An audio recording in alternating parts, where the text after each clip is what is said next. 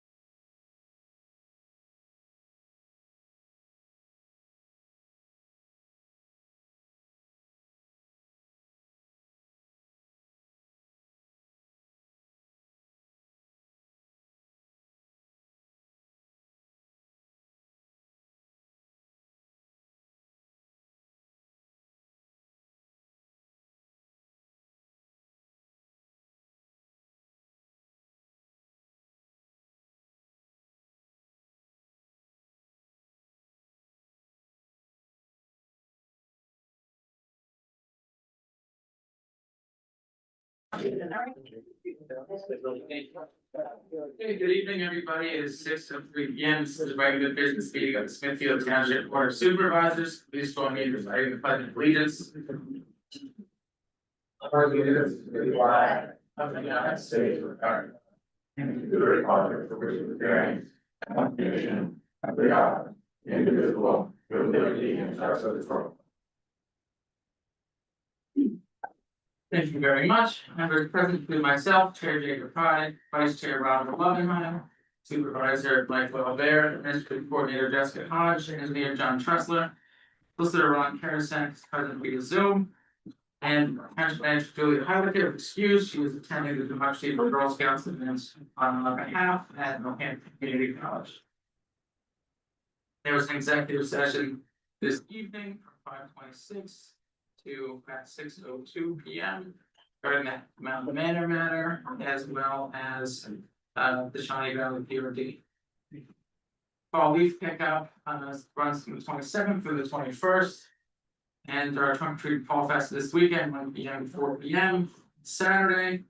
There's still time to sign up, so we appreciate the support you always give. For the sake of getting through business, I'm going to get very limited time that are supposed to be available. I'm going to start with the Shawnee Valley PRD Stage 1B Developers Agreement.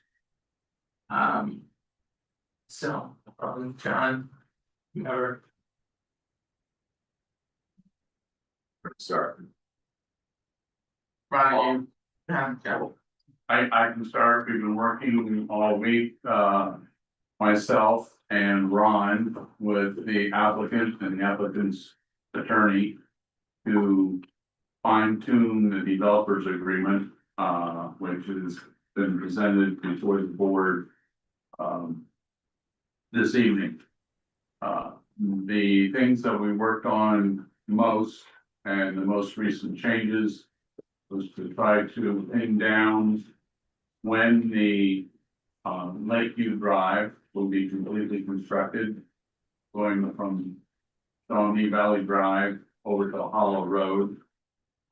That has been agreed by the developer that will be escrowed with phase 1 and 2 so that it can be constructed near the end of that and before anything happens with phases 3 and 4. We had further discussion about other off-site improvements. I had a discussion with the applicant's traffic engineer, who informed me that there are 4 or 5 intersections in addition to the 2 that I just mentioned that PennDOT wanted to have studied as a requirement of issuing an HOP for Lakeview Drive onto Hollow Road. And we have put into the developers agreement that they in fact would be studied.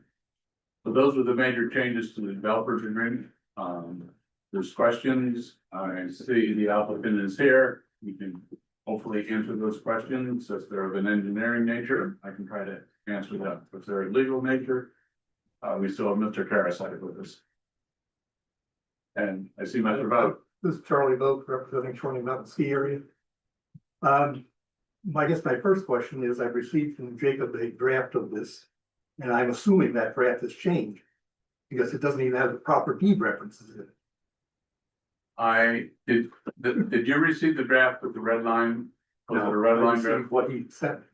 I sent. And then I finally received about 4 o'clock today from Attorney Karasek, 111 pages of exhibits. Yes, I saw that email. I did check those exhibits. Those exhibits do appear to me, Charlie, to be the updated correct exhibits. Okay, and I guess I'm saying that I assume the supervisors, as well as myself on behalf of the ski area, need time to digest them and understand them.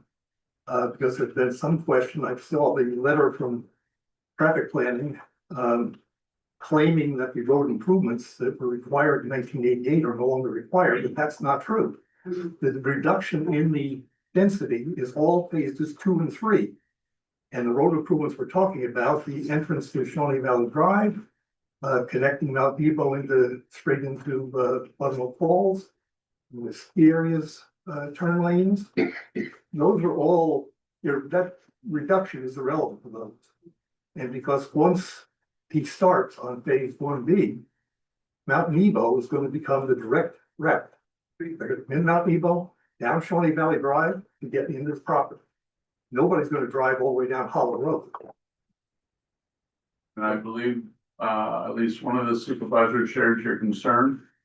Let me jump in too, and Ted, you and I have had several back and forths, and I had a number of conversations with Ron and John today to just get everything. So.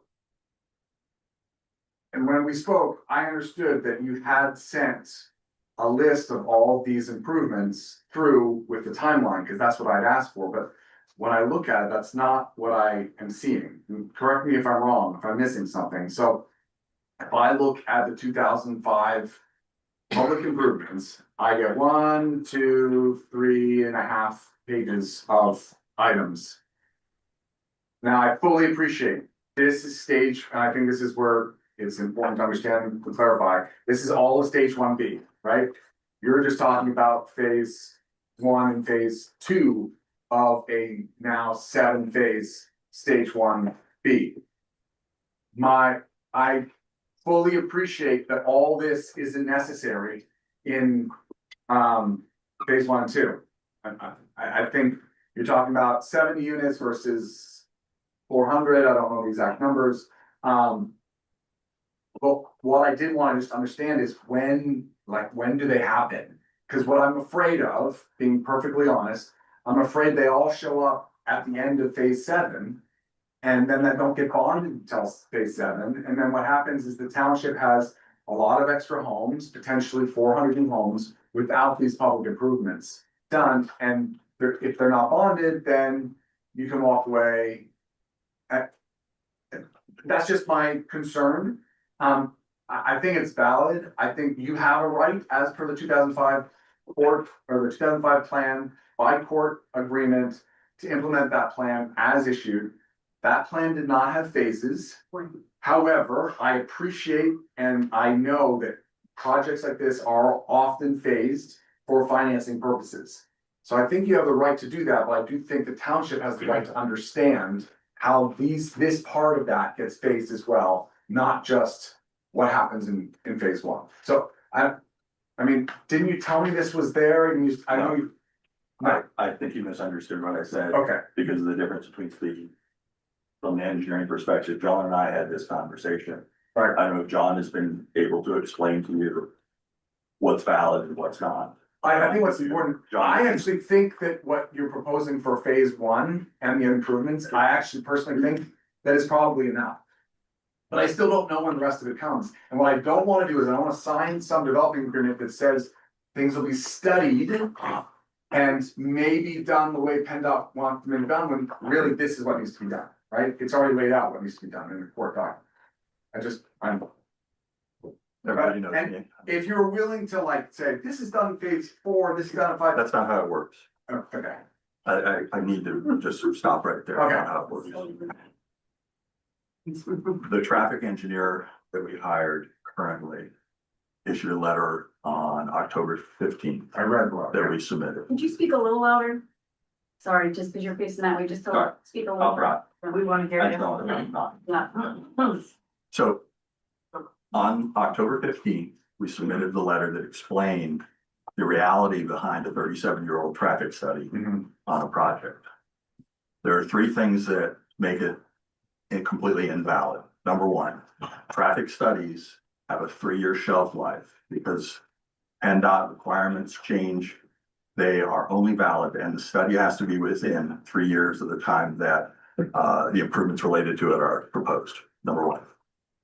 Number 2, the Institute of Traffic Engineering is the governing body that all engineering organizations use to get data that tells you how many trips a shopping center creates, how many trips a house creates, how many trips a business of different types creates, called ITE.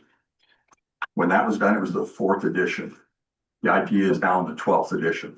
It was just recently updated in 2025. And the numbers of the studies that they do tell you how many trips are generated by different uses. And it goes up and it goes down. COVID, for example, changed how people work and fewer trips are generated in certain uses. Number 3, there's just slightly more than half the units in the project now. When that study was done by the firm in 1988, there were 1,600 plus units. They extended all the way up the hillside, all the way to Moserstown Road, on the other side of Moserstown Road.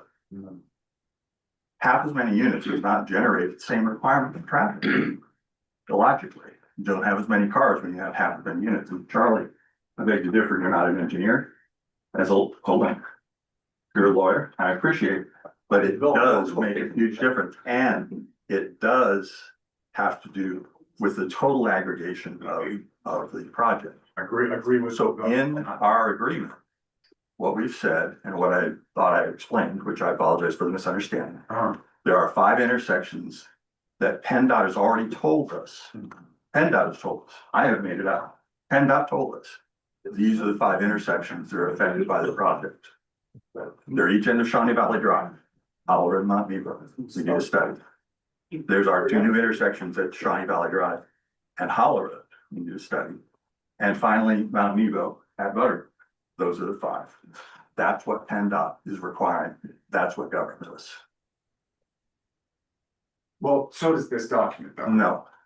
You're saying that this document, this plan that was approved in 2005. Because that is the plan only has thing we're changed. going on.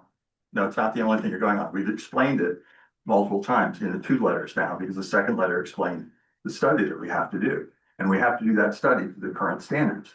So a 37-year-old study isn't valid, because that's not the project. It's not the project anymore. Shawnee Church Road and Mosher's Knob Lane is listed in there. I know. Hmm? I understand that that's not relevant. Which ones do you want to pick? You want the entrance to the ski Shawnee for us? Because that's what brought this up. Well, and I mean, That's what brought this up. well, I live at the bottom of Hollow Road and I'm worried about 1,000 more cars coming through. And I can't turn left there now. I can't get out. From Worthington Avenue, telling everybody where I live, that's a bad idea, it's room, but, go left onto River Road, I can't because of, many times a day. So I, The traffic study we're doing is addressing what PennDOT requirements are. but, so I guess for me, and this is one thing that maybe was my error. I'm sorry, I made a mistake. I need to make sure the record's straight. I apologize. I made a mistake a minute ago. The 5th intersection wasn't Nebo and Buttermilk. I was wrong about that. It was actually Hollow and River. That was the 5th one. It is all over. It's right. It's there in. It's in. But if Nebo and Not Mark. according to the traffic requirements of the scoping documents, PennDOT, Charlie. Well, That's not. PennDOT, I don't think understands how people drive. They are the ones who are governing what we do. I just wanna get sorry, And let me talk. we're providing the traffic, it's called a transportation impact study, TIS. We have to go put the measurement, you see the little cables on the ground where the cars counts are gathered. That is gathered so we know how much traffic is actually there, as opposed to us throwing out numbers of 1,000 cars and this and that. It's actual numbers, it's statistically done. The ITE tells us what the impact is of add things. So when you add units, you add a shopping center, you do something like that, that's gonna tell you how much you add to it. That's used to generate whether a stoplight is warranted, a stop sign is warranted, a widening is warranted. What we know today is Hollow Road needs a left turn lane and a right turn lane where our entrance is. Yes, correct. We understand that to be correct, and so far, we expect PennDOT is gonna continue to enforce that as we finish our traffic study. Well, I know We're doing that traffic study next year. I know in the agreement. Again, I actually feel like what you're trying to do in this first phase 1 and phase 2, and the public improvements, I actually think that they're fine. I'm just worried about past that. Because I'm not getting any, the problem with the developer's agreement is that it makes, if you're willing to like acknowledge this somehow and make reference to the fact that this is still part and parcel of this agreement. It doesn't make sense. That won't be that. But then how And is here's it why. not? Like, When you back up a second, Michael.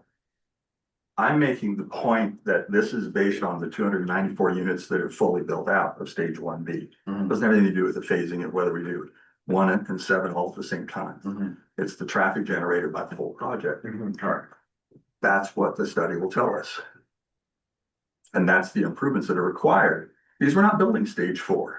But my Stage challenge 3 is don't exist. I wasn't here in 1988 when this list was done. I don't know are all these improvements because of what a traffic study showed, or Yes. is it because this was an agreement No, between the township and there the was- developer? No, it was written by the firm that's listed there. I forget what the name is. Yeah, By Barton Ashman. Nash. This is the old plan, 1,600 units. This is stage 4, there's only those units and those units left. Read it all wrong. Happened. So the numbers are different, and the study is gonna tell us what's required. John, I wanna ask you, do you disagree? From an engineering standpoint, I don't disagree. The question that remains is if the township entered into an agreement with SDI back in 1988, wanting certain concessions from the developer in return for approval of the PRD, is that contained in the list that Mike was referring to? That's based on- That I don't know. It's based on Barton Ashman's traffic study for 1,650 units, done in 1988, with 37-year-old standards. I agree with everything you said regarding an engineering standpoint. I'm on board with that because I understand that. I understand a new traffic study is warranted. I understand there's been a reduction in units.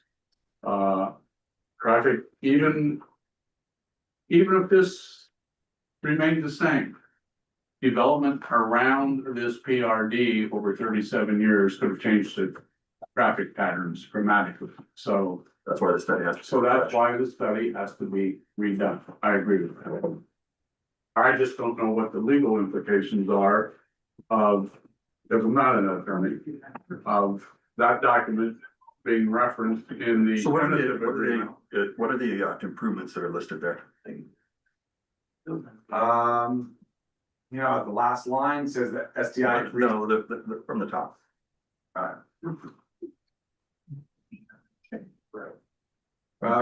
There's right of ways. I think that's, honestly, there's 4 right of ways. I don't know how relevant that is, because that's Where is that?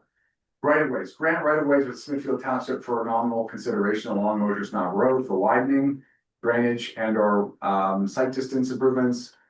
Grant right of ways to Smithfield Township for nominal consideration along River Road for drainage and or site distance improvements, subject to approval on tree removal, especially at the intersection of Bar Mill Fall Road. Grant right of way to Smithfield, Which by the way, has been built by PennDOT, which has been done. So that's a check mark, right? for everybody. Right. Right, and some of these have Nothing been to do done. with the development. And that's all, this has been done, this will be done in phase 1 and 2, so these are the important ones, widen the carway along Hollow Road in the area of the entrance to Sun Mountain Recreation Center to provide exclusive right and left turn, you said you're gonna do that, That's great. That's where it has to be done. Widen the carway along Hollow Road in the area of the entrance to Shawnee Mountain Ski Area to provide exclusive right and left turn off lanes. Don't know if that's gonna be done, I don't know if it's part of the plan, that's obviously why these guys are here. What's the reason for us to pay for Steve Shawnee's entrance? Because Which You because passed down from Shawnee Development. when you guys. owned everything. Gentlemen, this is Ron Karasek. Let me interrupt. I need to leave. I'm sorry, but changing the meeting night to a Wednesday without checking with me was just not something that I can handle. I changed the meeting nights already for the zoning board that I'm handling, and now I'd have to change them again. So I have to jump off.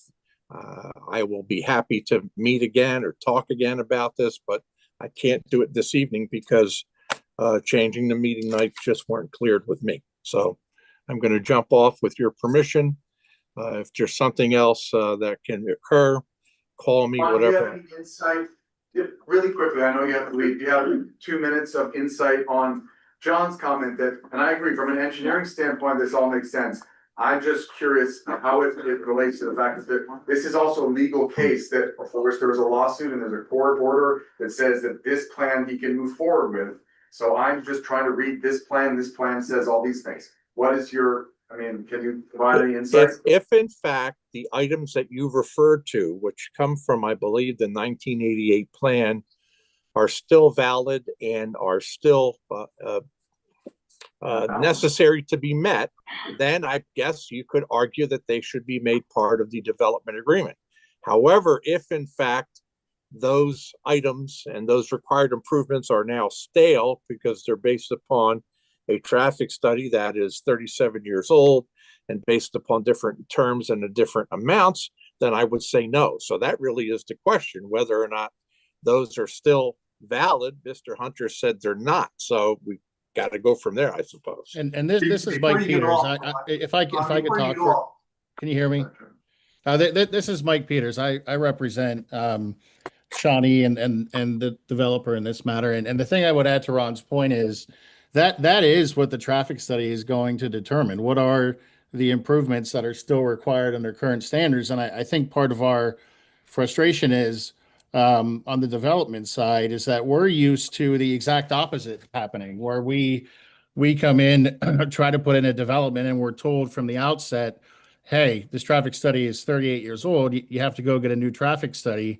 And there seems to be an assumption that that traffic study is going to result in us doing less, but that we don't know that, right? That's why there's a traffic study pursuant to PennDOT standards. So I think what Ted has presented is an accurate representation of the right way to do this, not just from our standpoint, but from the township. So you have a current review.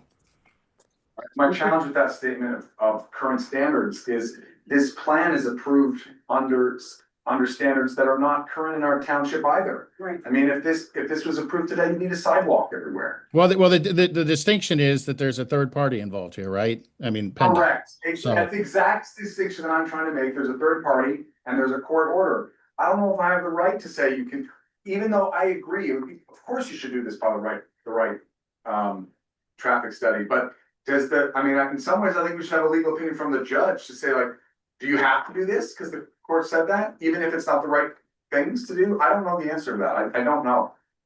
Yeah, well, I think the assumption has to be that this development is operating under I understand it's based on old standards, but you still have to interpret that court order in a way that's consistent with current development requirements, which again include a PennDOT HOP study. What if there's an analysis done and some of those improvements are affirmatively rejected?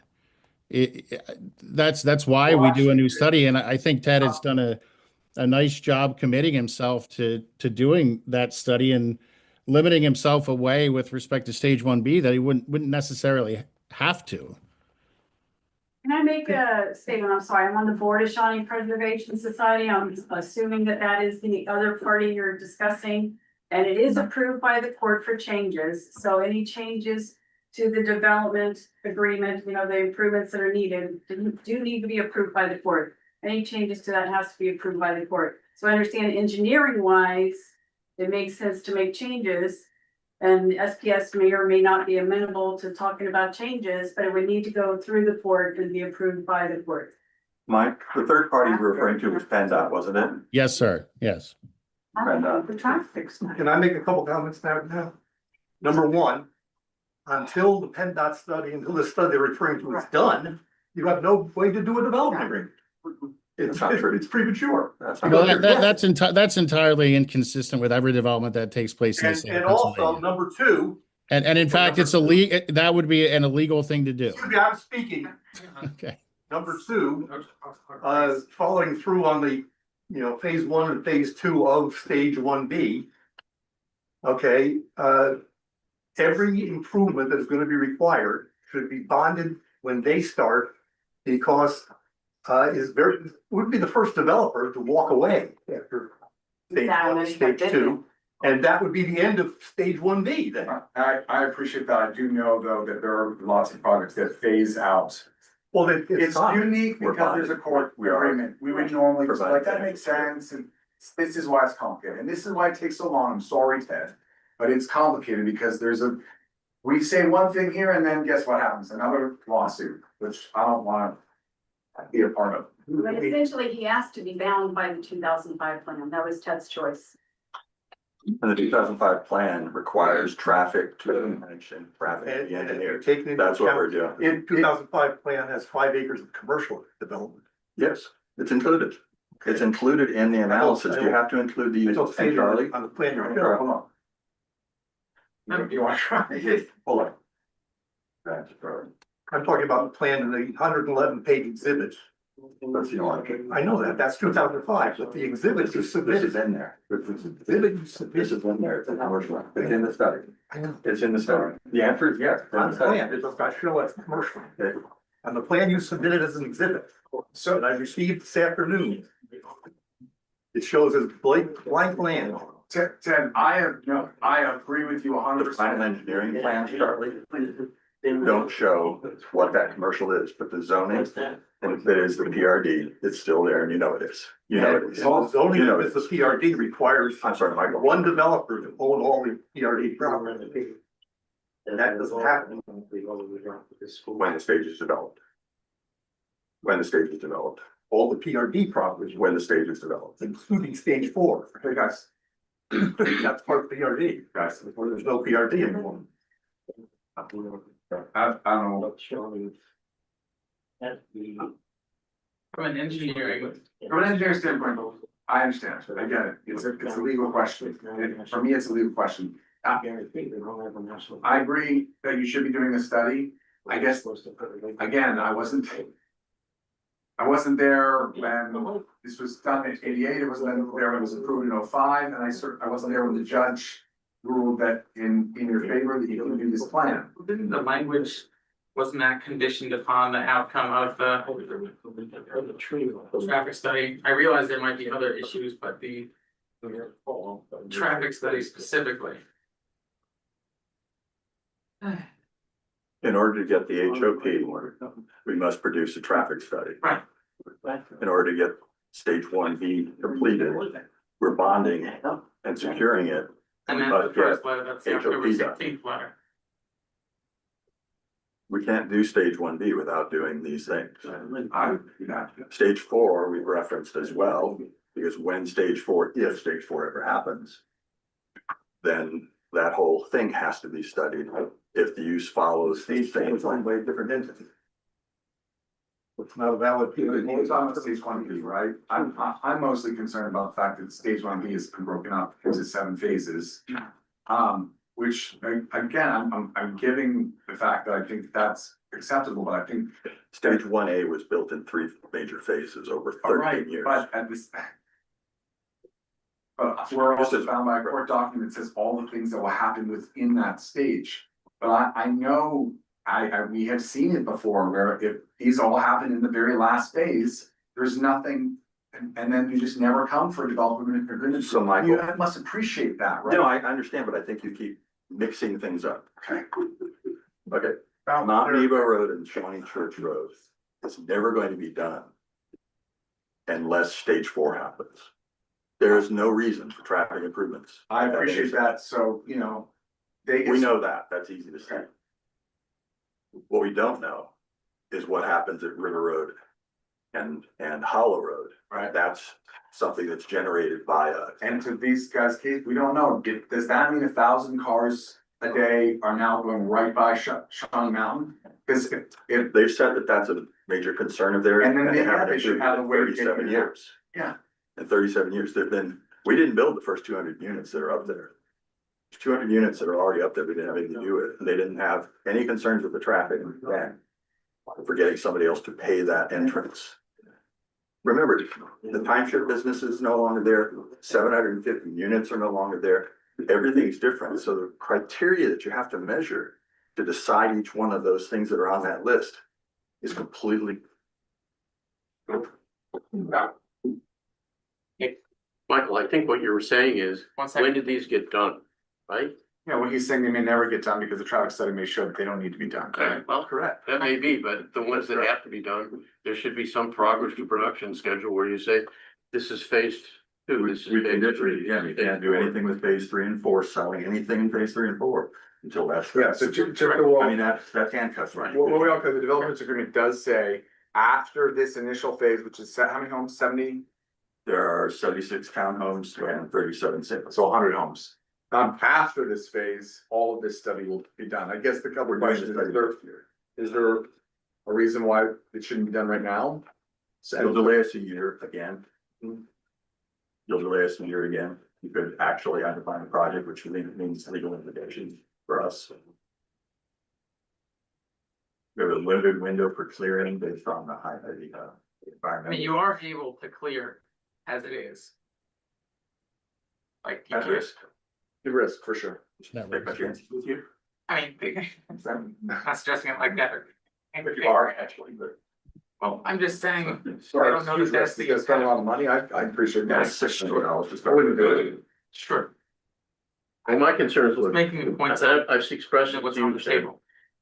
every one of these phases is without a timeline. In other words, okay, How fast? this is will we for start? phase 3, or this is phase 4. What if phase 3 is 10 years from now? We don't know. And yet these improvements have got to be made, they're bonded, but when does that come due?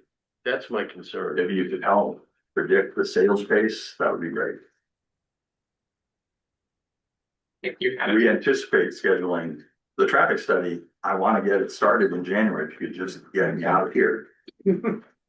once I want to start in January, but I can't. I can't get started. one moment. Next one, you want to make a comment? Not a statement, I'm telling a question. Probably better for you. Is the realignment gonna happen? Shawnee Valley Drive? Mount Nebo. You said about Mount Nebo, Shawnee Valley. No. Yeah, talking about Shawnee Valley Drive And at Hollow Road. Hollow Road. Okay. Hollow Road, there's supposed to be a I will find realignment. that out. Well, it's a big thing, but it includes site clearance. So I went through it with PennDOT. Because we have to make We're adjustments doing that in to a second. and cut that road down. We're doing that in a second. Are you gonna cut the road? I'm not answering that I Okay, don't know. never mind, that's No, fine. no, I don't. know. That's fine. Until the That's study fine. comes back, I don't know. Had you and I been round and round on a lot of things, so that's fine with me. You told me you gotta go that way. PennDOT says you gotta lower the road. You do that in the winter, you're gonna put us close to out of business. You're not gonna cut that road 6 feet. Well, I could tell you all about it if you want. If you, so But you're you're not saying gonna that for listen. Shawnee Valley Drive, you're saying that That for your realignment, entrance, you have to cut. for your there and entrance, Yeah, for the ski. they, Yeah. PennDOT wanted the intersections for the entrance of the ski area to be opposed now. So there's turn down lanes going Left left. across the street from each other now. Nick, are you talking No, they're about not. the original entrance to Shawnee Valley Drive? The original plan for Shawnee Valley Right. Drive, you know, where Which is it, which is the entrance will be about 200 feet beyond. 200 feet south of where it is now. We were gonna move the entrance to the ski area. And that's engineer's request. They wanted those intersections not to be like this. They So wanted are it to be you like doing that. the intersection improvement center? No, I don't have to. SDI had to. I don't know who owns XDI. But the And lower not has to my- do with not your my side by business. side on My the steel business is side. the skier. I was never part of SDI, Okay. Wyndham, or any of that. But the Shawnee improvement to lower the road It has to. has to do with site your distance. entrance. No, it has to do with the site distance coming out of Shawnee Valley Drive. The study. Because I you have can't is see 24. anybody on the bridge. So yeah, that doesn't sound Well, right. it's not that I don't believe it, but this world is So built on when- credibility. You when- guys should know, you put a sign on Goldsmith's house. You put a notice on Goldsmith's house. It's been totally ignored. 5 kids yesterday, we had to take out as group. Then, not me. They come to me and complain, can you help us? We found barrels on your property. And I helped. We had a company come in that pumps our stuff. Took it. Kids in the building that's supposed to be torn down. Right? Do you agree? There's a notice. Part of the PRD discussion. It's Not part of, this. it's part of credibility and it shows you don't ask them. Here, We're That's all I got to say. Develop, and that's the reason. you don't follow through. So you're saying PRD is not part of. Okay, guys, Yeah, I let me don't correct wanna, this. We can't do anything while we sit here with no revenues, no development, no activity because of people and things like this about holding You're saying everything up. people like me. No, the whole situation. We'll deal with that at another day. The other problem you should know, you say that, and like you even said too, that you deal with bonds and insurance and, you know, a lot of them go through. What's the biggest one in Smithfield that didn't go through? Come on, 30, how many million? 33 million? okay, one. Yeah, did it go through that bond? Man. Yeah, you got to start the day off right. You, whoever that is, please. There he is. Stop, not you. Anyhow. They're my points. Well, and You know- and it's to my point, which is saying, look at Gateway, all right? Yeah. Gateway's road was It's a supposed to be mess. done 3 years ago. Yes. When do we see that? You're not gonna see it. Rosemary Brown stepped in and got the state off us 30 million. Our current, I don't wanna blend the two issues, But but. I'm saying, the- but it's credibility. No, I agree, I'm not, I mean, just meant for the So sake. just so you know, it doesn't always happen the way it is. Right. Developers disappeared. That's what happened to Gateway. You guys know better than I do. Oh, sure, I was gonna say that the distinction I know in that case is that that is a public improvement that has to be. That's going to be out to bid or something for the next construction season, the completion of 209, that I know, based on the money they got, but Okay. I'm not gonna But hold it still my took a breath. long time. Yeah, It still took a I'm long not time. gonna hold my breath yet. Right. Right. You can't walk across 209 now. Right. You know, That's what they do when they. I'm not here to stop. I don't know that you're supposed anything. to. Just make sure it gets done sort of right. Isn't there an old song like Someday Over the Rainbow? I don't know. It should be. I heard reference to a red line of the draft. The draft you gave me had no red line. And it I had, gave you exactly what was in front of me, that's, it had the number of mistakes in it. It did not even reference the current deed. That's a good. Not the one that he gave. No, I think you must have got wrong. What's it? I extracted this from the one that Julia provided to us, that was, I don't know, there's been about 5 or 6 I different. would like to have an opportunity to look at the final draft. So we know what comments have to be made. I'm not interested in changing it. It's been run through for weeks and weeks with very good talent, both from the township and from our attorney and our engineers. You also know that the 88 numbers, which you don't like anyway, right? I agree with you. The 88 numbers didn't include Shawnee Valley. That wasn't there. The 88 numbers didn't. 88. No, 1988. Oh, Yeah. no, didn't include Shawnee Valley. As in your count of, They work for Shawnee Valley. It was done for 20 now. It was not. yeah, but the units, when you Including- take it, are included going forward. Yeah, they are. Okay, No, it has to include existing. I just need It has to to know our- what I have to do.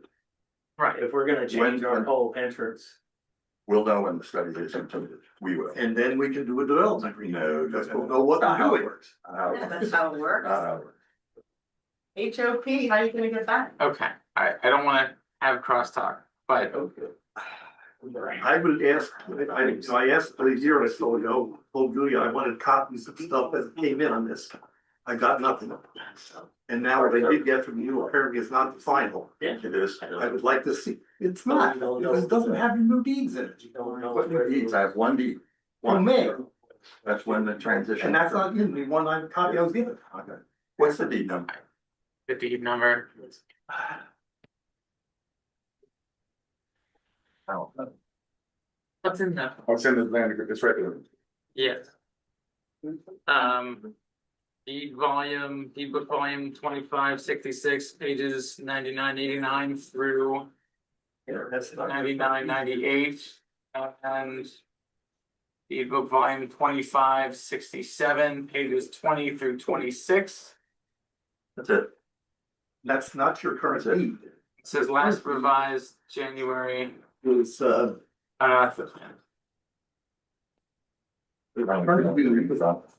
is 2670, 306344.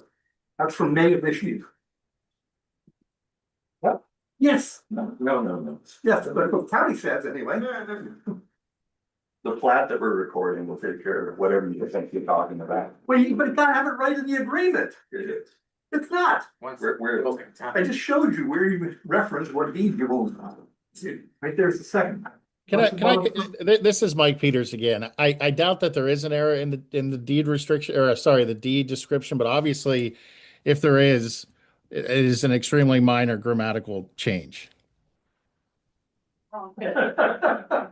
It's ownership. When I saw the deeds that were referenced here, I couldn't see how Mr. Hunter could claim to own the property. Now I know that in May he filed a new deed. But he didn't bother to put it in his agreement. We Charlie, you're wrong. Not wrong. Tell the county so. No, the county's right. County. That's We where I had got the three- number We from. had 3D. Well, maybe you looked at the wrong one, man. No, Because I- they have 3Ds. I that we put the combined to GIS, join I it. clicked on this And property. they're all on. And there's one piece that's Applicable. Is there any possible way that the two of y'all can gather to? No. I'd be happy to if I could get a copy of the actual. I know what I know what the approach will be. It's trying to get us to pay for things that don't make sense. They're not part of the traffic impact study. It's a reach, and we're not wanting to delay any further. I understand. We really would But- like But I action. mean, just from a, I'm sorry, from a devil's advocate, this is what I have this call, I mean. I appreciate you think we're delaying, I mean, I spent most of my day today talking to Ron, talking to John, trying to figure out what this was. There was misunderstandings here, misunderstandings there.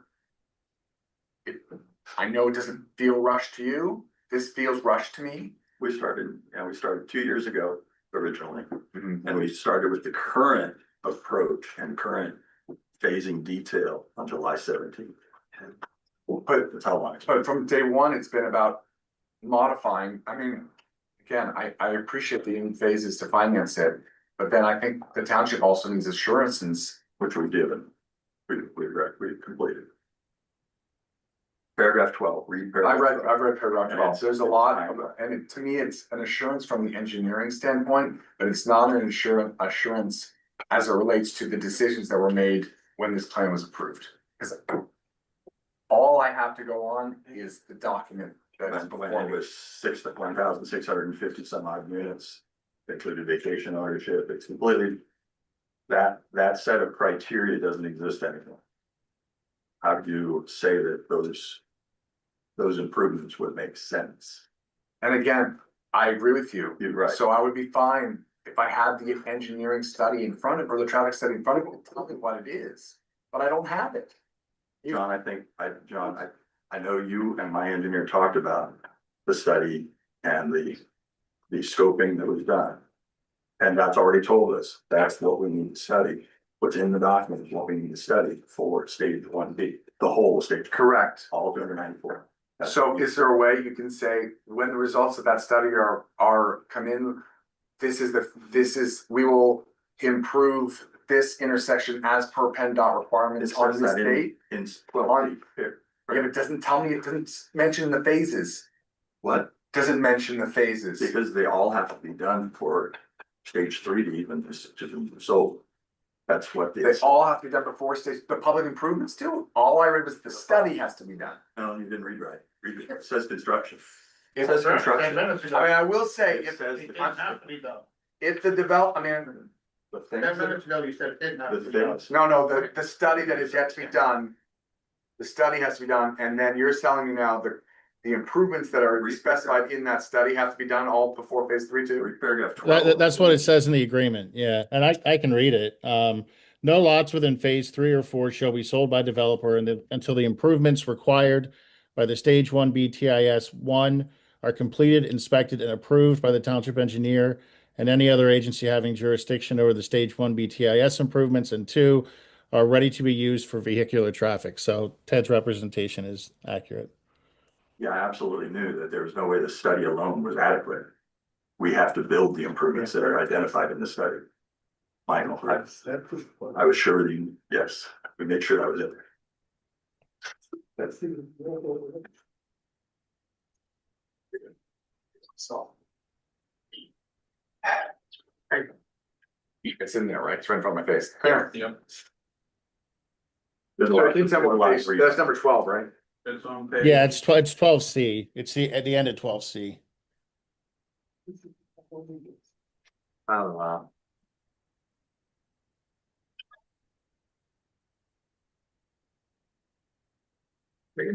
I don't see it, 12. I would ask I got the Attorney, wrong one. I would ask Attorney Peters a question. Would you kindly email to me what you consider to be the final draft, including exhibits?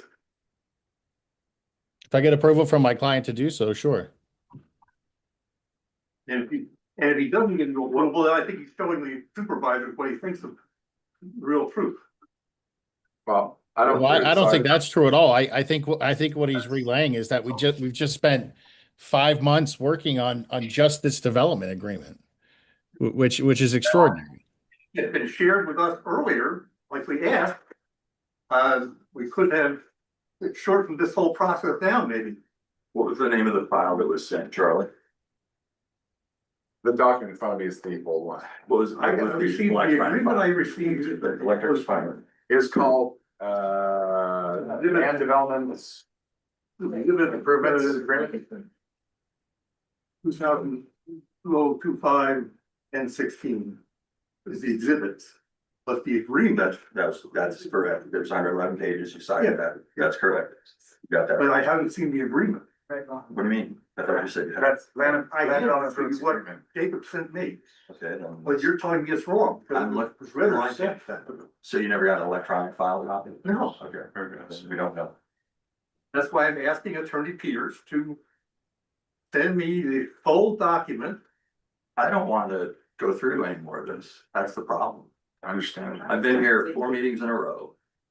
Sliding sideways, answering multitudes of very valid questions, which we have answered, I think, professionally and responsibly in the interest of the community. I mean, we have to do this so that it integrates with the community. We have to do this right. We can't be finding ourselves, because I've been meeting with the Shawnee Valley Owners Association to coordinate, to make sure we communicate with them. And frankly, I got him in. Oh my God, I'm in. Find out a little more Oh about my God. stuff. Will you authorize? I will. The big thing I will is the call you. opposite No, I will call you. opposing entrances I want to call you back. and the cut down in the road, which is gonna affect your $2 million bond, if that's what you're proposing to get. Plus the price 9 years ago to make that cut and do those improvements was almost $1 million. Yeah, I can tell you that, and that study that we've done says that we are not supposed to, don't need to, should not move the entrance. That's what we're improving. Not move the entrance to Shawnee Valley? Well, you might have a bigger problem you think. You better check the deeds. Who owns the corner now? Plus the street place. It was, but this was done by today. We don't, we're not doing anything that guess. We need to do whatever the traffic study tells us. That's what we'll do. But if you're gonna, So you're changing the 2005 plan. The 2005 plan requires all those things. We're doing what's in the traffic study. That's what we're. And changing the And that- 2005 plan, and which means you have to go back here and start. over. Minor amendments are not, this is not. I don't know if it's a minor amendment. Yeah, this is not the sort of thing. Major road improvements are not minor amendments.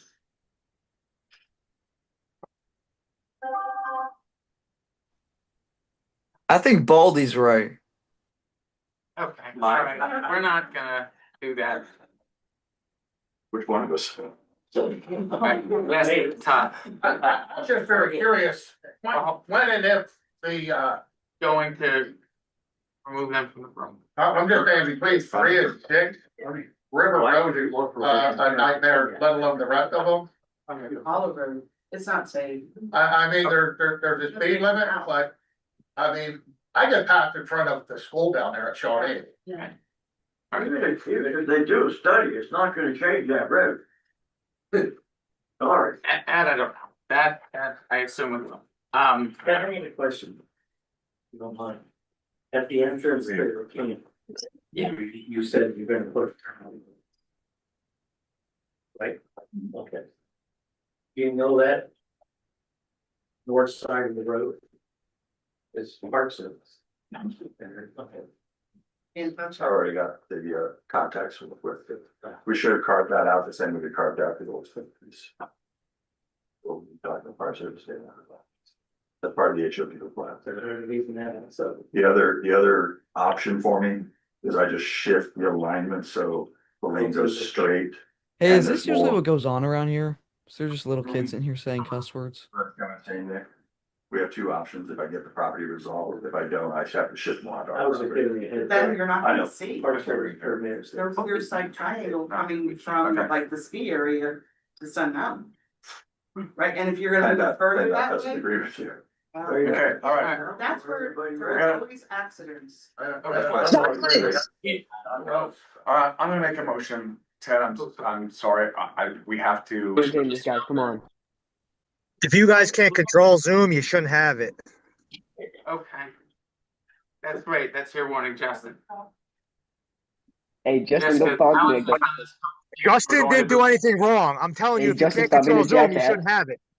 All right, fantastic. We're going to boot you from the meeting room as well. Okay. All right. Is there a second? Second. All right, second by Mr. Levenheim. Any further board discussion? That's what I thought, Justin. Excuse me. I don't think Justin should have been the one to be kicked out of the room. Justin's still on the meeting, Zach. Yes, just lock the meeting room. Yeah, can you lock it? Zach, stop crying. Okay, and you are done, Curtis. You just mute the whole thing for now. You don't have to listen. Wait, I'm Think so. done? Wait, what do you mean? What did I do? Okay. Hang on a second. I'm gonna restore the meeting. Yes, I think you have to go. I'm so sorry. No, you are fine. Host tools at the bottom.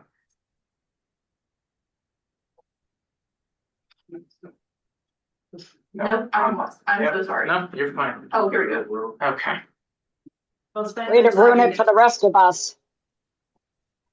Yes, Jacob, what's next? So they can put their hands up with the, Okay, they need to. so. Correct. All right, so it's locked. Now go back to the same dialogue and we are going to uncheck where it says unmute themselves, Is this normal what goes on around here? their hand, and we're going to boot Jack up with the same voice, so please boot that person as well. Okay. Anyone else want to get it out before we move forward? Mike Peters. Okay. Yes, I'm here. So if you're going to table it again, I think, I mean, I'll be in contact with Ron.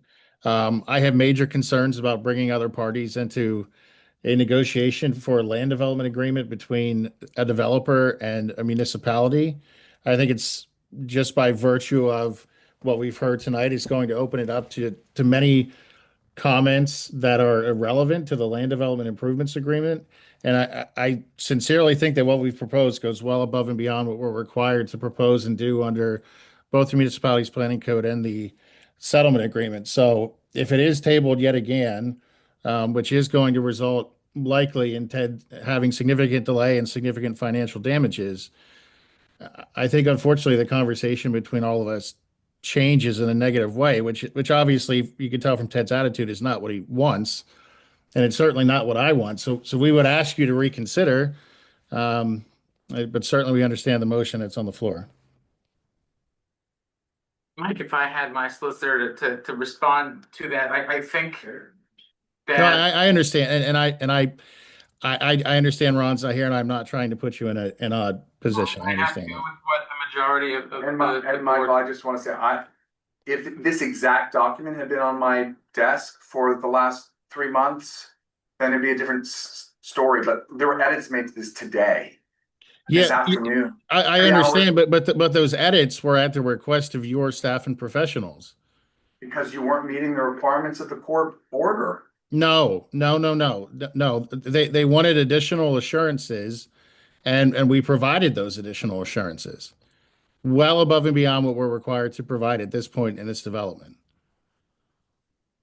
So I understand there were edits made, but they were made we thought we were done a month ago, but we tried to cooperate and we made edits.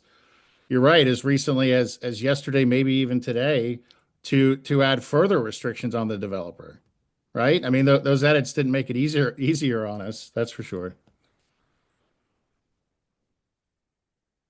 And to be fair, I thought we were, honestly, 2 days ago, having spoken with my solicitor, I thought we were there too. It wasn't until I was able to fully read it to realize that I didn't see any of these improvements in there. And Ted, I did ask you plainly in the last meeting if we need to go back to the tape to provide a list of the improvements as listed in this document and tell me at what phase they would be done. Yeah. And you told me we had a phone call this morning and I said, I don't want to have any scene here. You said, It's all there, it's all in there. That's not the way I said it. I think you did understand it wrong, and that doesn't matter, we both missed. I apologize for thinking that we understood each other. We've never said we're doing that. Charlie sent an email on June 14th, 2024, which had that listed in there. Started back then. I wrote a response to it back in that time. That's a year ago. Then we started the development agreement process in July. And we knew that we needed to account for it. You brought up the issues of the timing and the financial risk that you wanted to. We agreed and have incorporated and been responsible for making sure the township is assured that we have to build that bridge and build the connection to Howell Road. The traffic study requires improvements. Where Nick is talking about is one of the required study points that we have to address.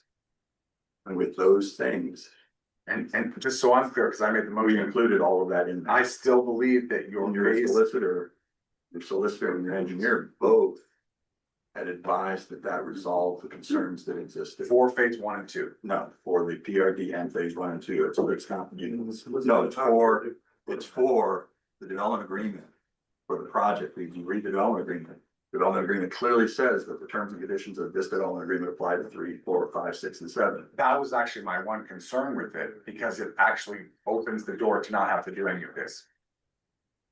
It doesn't. Well, it says we'll do what's in the studies, but if there's things that don't get addressed in the studies. Because the study is for phases 1 through 7. It's not for phase 1 and 2. It's for the whole thing. Correct. We're not doing a study for a piece. We're doing the study for 294 units. Correct. So everything is there. There's no other study after we do, because there's no other units. If we add other units, we have to start over with whole new studies. You agree? Right? Okay, would you ask your attorney to send me? I'll have the council attorney about it. If not, I'll have to get it from somebody else. I'll have a discussion with my attorney about it, Charlie. Okay, that's all. I'm not answering whether he said yes or no. I want to talk to my attorney and find out, because what he just said is truth. That's what he said. I want my attorney to counsel. Just like Nick wants, do you represent him? Okay. Okay, guys, All right. we had another meeting you had to go Is to. there, So we have another meeting on the 12th, all right? yeah, Is it really gonna hold this thing up terribly if we get this solved between now and the You're 12th? putting it at risk. You're putting the thing at risk. There's a window for clearing under the federal habitat management that we need, and you're pushing it. Yes, there's a threat. I'm not saying that I wanted it today. I wanted it a month ago. Okay. You're pushing right to the very edge of getting to the point where. Is there any way we could approve, let's say, the first phase, but hold back on the others until No, we do this? no, I think for their sake and ours, we would want it all in one shot. the study has to, it's the whole thing. We can't parse it out. So I mean, you guys could do like a mediation, like sit down together and Oh, hang on, when, discuss this. what, There was one. is there any other discussion before we vote? Okay, all in favor? Aye. Alright, November 12th it is. Okay. What did y'all think they had to? We tabled until November 12th. Okay. We're returning to the consent agenda, which is the consideration to accept the resignation of Pat Owens from the Environmental Advisory Council. Consideration to appoint Eric White as chair of the Environmental Advisory Council, term ending January 5th, 2026. That's consistent with the reorg meeting next year. Consideration to set the Halloween trunk or treat hours from 6 to 8 p.m. on Friday, October 31st. And the consideration to approve the October 22nd, 2025 bill pack totaling $174,347.76. The two largest differences that you'll see in there, the Fire Relief Association payments.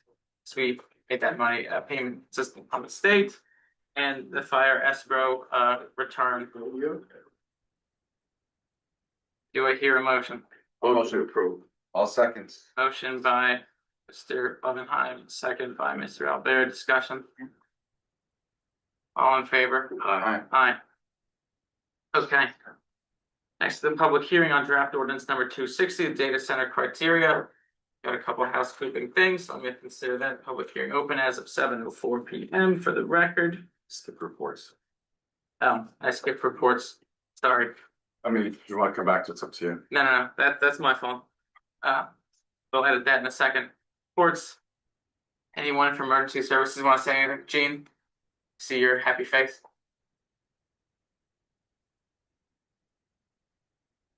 Gene Berry, President and Assistant Chief of Marshall's Creek Fire Company, just giving you gentlemen a monthly report from us. From December 1st, which our annual year begins on, until September 30th, we have responded to 641 fire calls, 165 EMS calls, for a grand total of 806 over a 10-month period, which shows that we're running approximately 80 calls a month on the average, and just short of 3 a day. So we are a very busy fire company. 278 of those calls were in Smithfield Township. Is that Recently, all together or just fire? that's total, 278 in your township. We do wish to thank you gentlemen as a board for your support financially and for LSA grant involvement with us. Towards that end, our recent major purchases, besides having to equip about 4 or 5 of our apparatus with fires for the fall.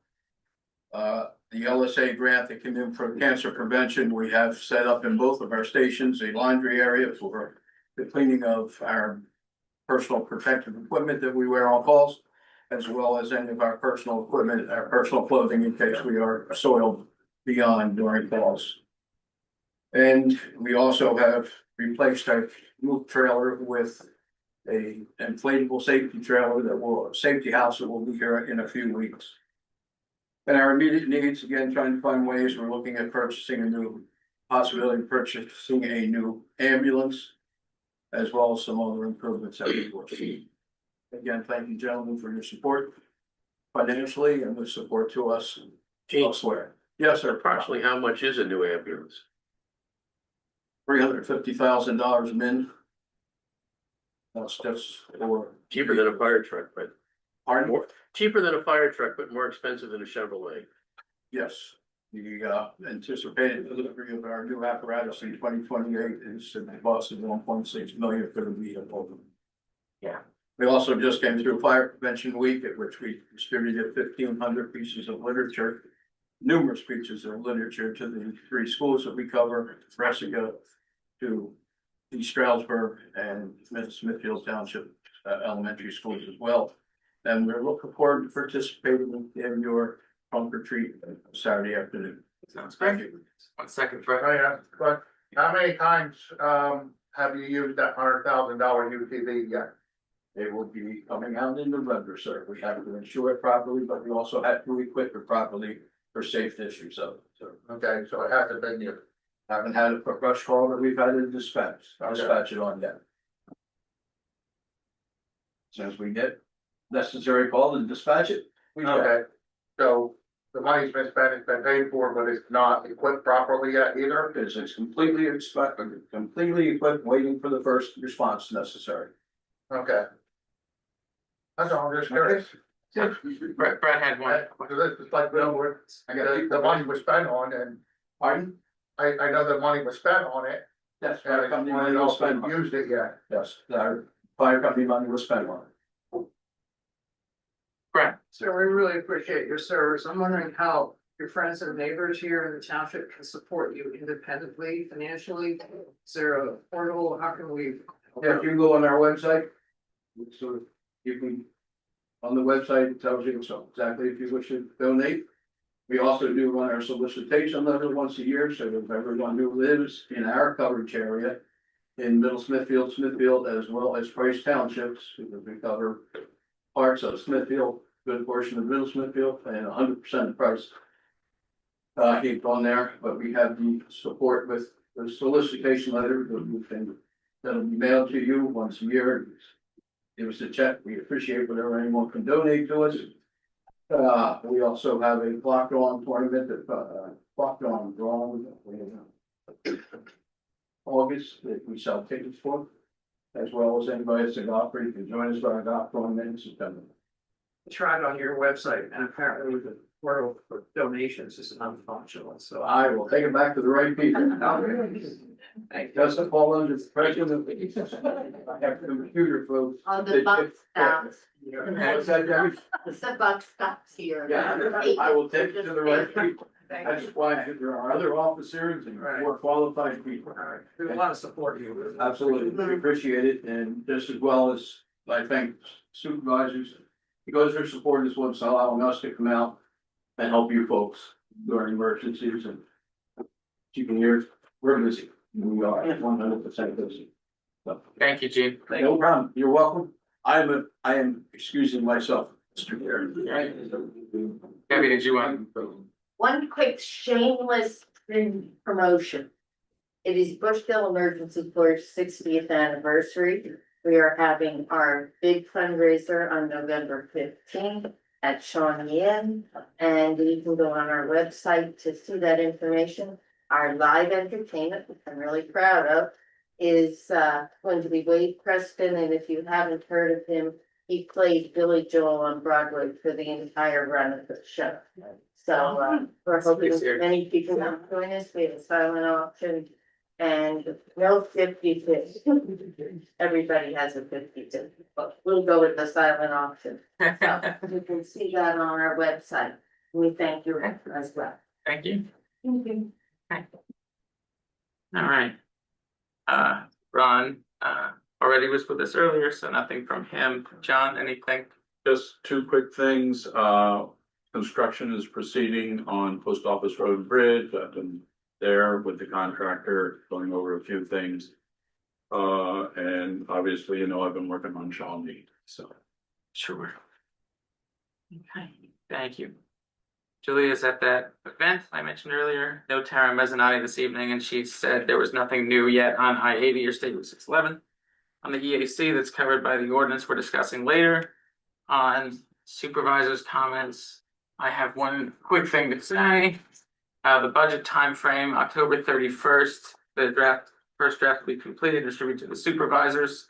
We will have it presented and ready for advertisement on the 12th, but we will have to vote on the 19th of November to authorize that advertisement, and it would be listed in the Pocono Record and on the website as well for November 26th and December 3rd, where the final adoption would be the December 17th meeting. So that's it from me. Michael, Robert, anything? Nothing. I do actually, I prepared a little statement I want to make, just, bear with me, it's a few minutes long. So, I'm gonna take my time to during my supervisor comment moment. So this is for everyone in the room. Good evening, everyone. So I wanted to take a few minutes tonight to speak about the situation with Back 9 Motocross. We've been very quiet, largely due to recommendations because it's an active legal case. But I did share much of this with counsel to make sure it was okay. So here I go. But I wanted to sort of highlight what's happened. I want to highlight from my perspective where things stand and how we could move forward as a community. And I will say this issue has brought, I think, more emotion into this room than I've ever seen, and probably others as well. There are families and children who love this track, who have lost something meaningful to them. There are also neighbors whose peace and quiet has been disrupted. Both sides feel wronged, and things have been very heated, and I understand that. So our role as supervisors is to try not to take sides emotionally and to follow the law and protect the community and uphold a fair process even when it's hard. I personally am a strong advocate that you have to do that, that people that own property should be able to do what they want with their property so long as it doesn't infringe on the rights of other people. And that's why we have local ordinances and zoning laws. So let me take a step back. How did we get here? And I know this was sort of read before, but just to reiterate, on September 18th, 2023, been a while, Smithfield Township zoning officer issued an enforcement notice against Back Nine for operating a motocross track without a permit in a R1 low density residential zone. The area that's zoned for typically homes. The zoning hearing board upheld that enforcement in July 2024, finding that a motocross track is not allowed in that district. And they found that the former resort use within the R1 zone had been abandoned. Back Nine appealed on November 1st, 2024. The judge ruled that ruled in two ways, that the resort use itself actually had not been abandoned. So ruled that it's still a resort. However, also ruled that a motocross track is still not a permitted use as part of that resort or in that zone. Back Nine appealed again to the Commonwealth Court of Pennsylvania, where the case is pending. As is customary when a use is deemed illegal in this township, we indeed filed a preliminary injunction, which was issued by the county court last fall. Back Nine initially appealed that preliminary injunction. However, after some initial proceedings and deposition, it was suggested to stay that injunction, stay the appeal, keeping the injunction until the court makes a ruling. The Common Court of Pennsylvania makes a ruling. So, in other words, that injunction prohibits the operation of the track until the appeal is heard or the higher court makes a ruling. Now, a couple things, and I'm going to get to more there too. I want to just acknowledge something because we've heard it from Lisa and Zach and others, that there's argument that before they opened, they were told by our township's former zoning officer that operating a track would be fine. And Robert. We're not interrupting, Michael. He's going to make this statement uninterrupted. So you heard from, I'll say, maybe township supervisors. Yes. Certainly did not hear that from me, but, because I don't think I was here. But both, in this case, both deny that that happened. And as far as I understand, I've never seen anything that was written down. That said, so I'm saying this, Lisa, to acknowledge this. If there was some sort of, I can appreciate, you would be pissed if you were given some sort of indication, whether it was a misunderstanding, misspoken. I do know that it's entirely possible that our zoning officer went out and spoke with you, and maybe they're just gonna listen because you're speaking to me. Okay, that's fine. That there might have been mixed messages. I don't know this to be the case. I do know that these issues were denied. But here's the important part. Even if that happened, that would have been a mistake. And even if someone said that was okay verbally, the judges ruled on that point, and verbal assurances don't override the law. I'm stating this because I know I would be pissed off too. I would be. It explains a lot of the anger, which is why I believe that maybe something happened. Again, I've never seen anything about it. But I do want to say, while we can't change the past, we can acknowledge that this may have contributed to the frustration and distrust that you have in this process. Just want to acknowledge that. Okay. Now, you've also highlighted the possibility of compromise. That Judge Zulik did open a small an opening for both sides to reach some sort of settlement, a compromise.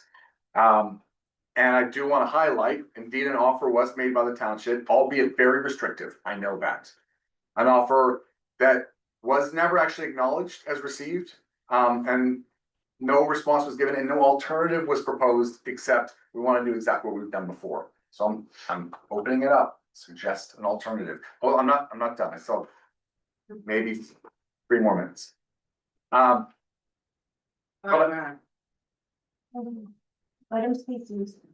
But even, I just want to highlight, even if some sort of settlement on a preliminary injunction is pursued, if it wants to be permanent, there still would need to be some amendment to our zoning ordinance. Just want to make sure that's clear. If there's a desire that this continues beyond, the law actually has to be changed.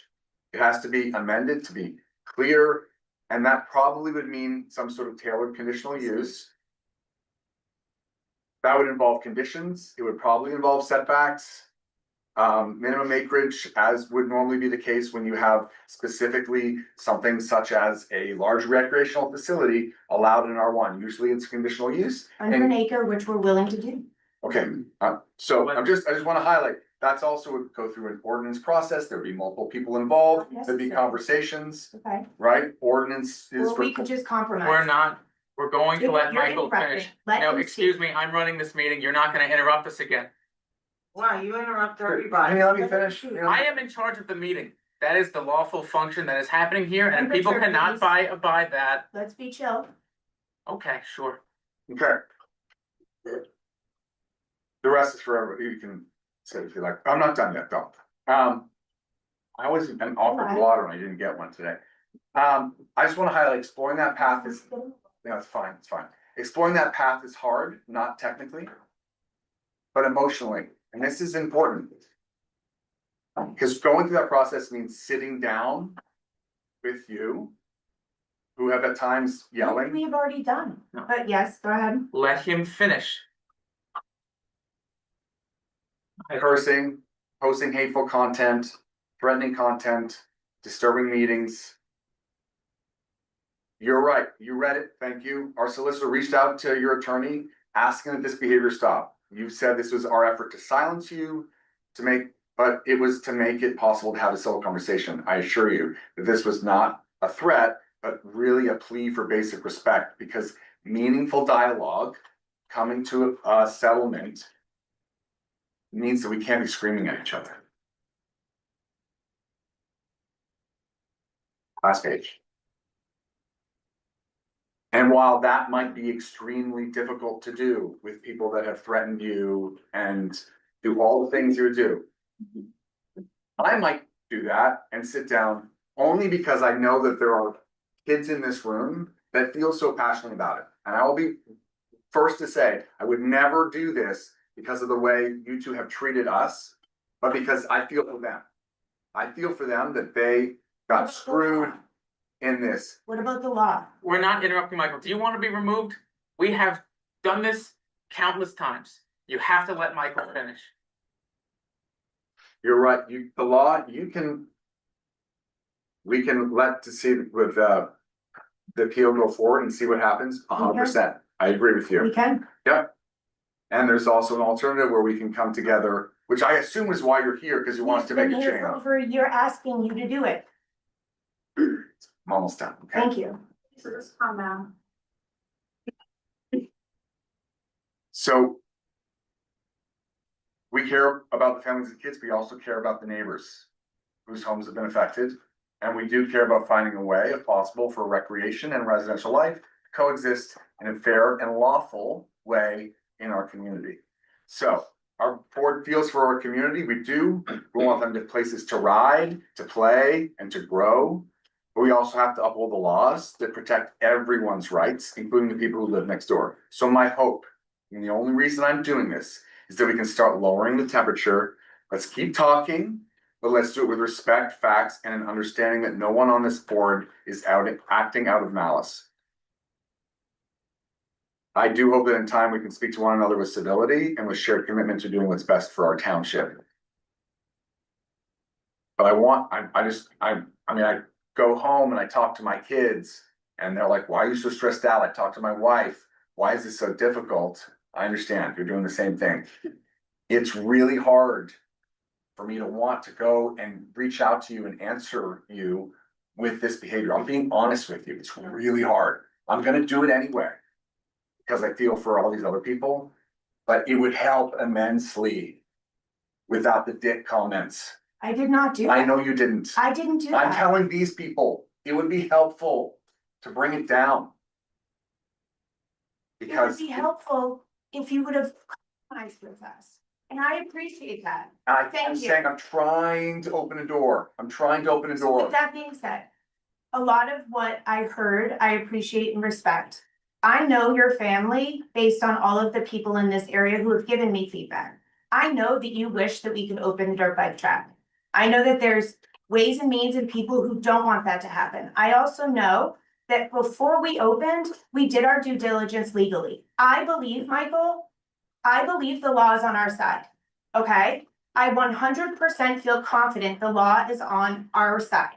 I also did have a conversation with you, Robert, multiple times about the practice and training facility. I'm not gonna argue with you. I don't wanna be disrespectful. This is a lie.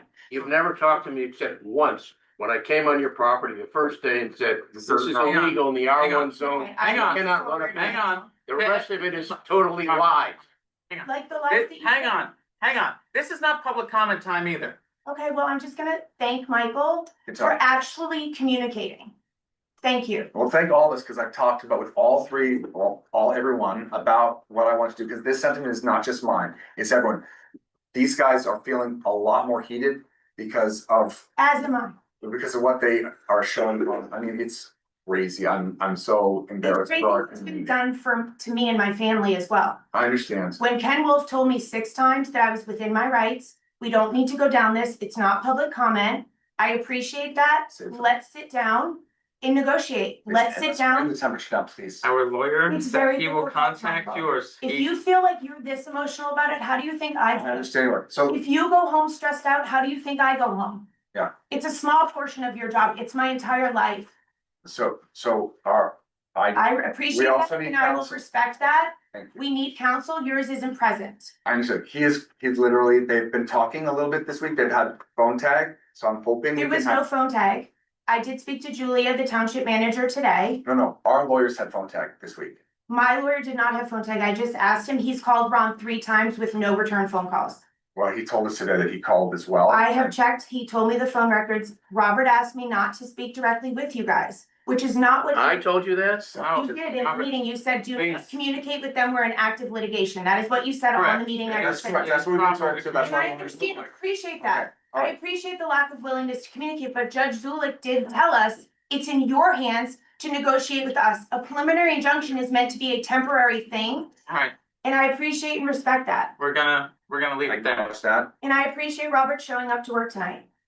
Okay, see, we're gonna leave I it there. do, I appreciate I'm not, that. Just wait. no, it's I not do public appreciate comment. that. Okay, All thank the you. comments at the end. Appreciate that. It's a question regarding your statement, actually. If you would like to entertain one, or would you like Michael, me to I'm wait? gonna I can start do the it. timer. You can ask at the end. He's not obligated to answer. Go ahead and answer. So you mentioned the words kindness and respect. Just shy of 2 months ago, all of you besides John and Ron walked out on me while I was speaking at public comment. Respect works both ways. I don't care what anybody says, because there's no wrong answer to that. That's correct. Is there a question? My question is, why can't it be equal? So, We have to respect you. Why can't you respect us in our opinions? so at the beginning of that meeting, I stated I had to leave at a very specific time. I did not want to walk out on your speech. Correct, but that didn't mean for everybody else to. Well, you asked me why I walked out, so I'm telling you I Right. walked out because I had to go to my son's parent-teacher conference. Okay, but what was everybody else's reasoning? Do we all have reasons? Cause Meeting was adjourned. The meeting was adjourned. Okay, it really wasn't. you can talk Not at the end, very clear, I've but- answered the question, okay? Thank you. It was, and we had plentiful times to remind people when we were going to be done. Okay, let's, No. I'm going to move on. okay, we've done PhD. Yes. So. 7:27 now, Jess, that we're opening the public hearing on the draft ordinance number 260, the data center criteria. This ordinance was advertised in the Pocono Record on October 1st, 8th, and 14th. The township workshop and discussed this ordinance for over a year to strengthen and update the current regulations related to data centers and their subsidiary components in order to ensure the township's ordinances could adequately protect the community. Township received the Monroe County Planning Commission review on October 8th, 2025. Smithfield Township Planning Commission recommended adoption of the ordinance on October 9th with one minor change in Chapter 27, subsection 51122 F 3C 3Is, and with the understanding that the commission will meet in November to discuss that recommendation specific to the bonding. I want to highlight the 7 key components of the ordinance that differentiate us from others and from where the current ordinance lies. So it goes from a conditional use it goes to a conditional use in economic development zone from permitted by right. It is permitted by right in the industrial zone. There are sound standards, aesthetic standards, will serve requirements for utilities, and submission requirements that require proof thereof. That includes whether or not it will affect utility rates and availability of water. And there are lighting and heat protections in addition to the other basic language in our ordinance. So I want to highlight that and thank Alex for all his work on that in both our planning commission and the county planning commission. With that, that's all the housekeeping in Talk about advertising, you know, what Yes, is advertising? as I said, October 1st, 8th, and 14th. Okay. Is there any comment on the ordinance? I just want to highlight, I mean, for anyone that hasn't looked at it, I mean, this is, I think it's more strict than what the sort of standard is. I think what's kind of great, I mean, if you're anti-data center, that this is, we're sort of ahead of the curve in this township, which I think is good. I know there was a recommendation, Brett, from you to include decommissioning. It's in here, which doesn't exist in many places. In other words, if you want to build a data center, you have to ensure that when in 30 years, when you don't use it anymore, because you know we don't have AI through servers, that you have the ability to decommission that structure, which is pretty. I'm surprised. By now, it's only the second municipality in the state that'll have that. So that is in there, which is protects the community. I think that's really strong. And I think it's essential. We know it's important to get ahead of the curve on these because they will be expanding across the state. We see them all over. And there's certainly a lot of sound issues with them, which is why there's a number of sound requirements, buffers. It's pretty strong. I mean, if there was somebody here that was really wanted to build one right away, they would probably be against this sort of ordinance, which maybe that's why you never, I don't, yeah, okay. Don't know how to point a finger and. One second, Joanne, hold on.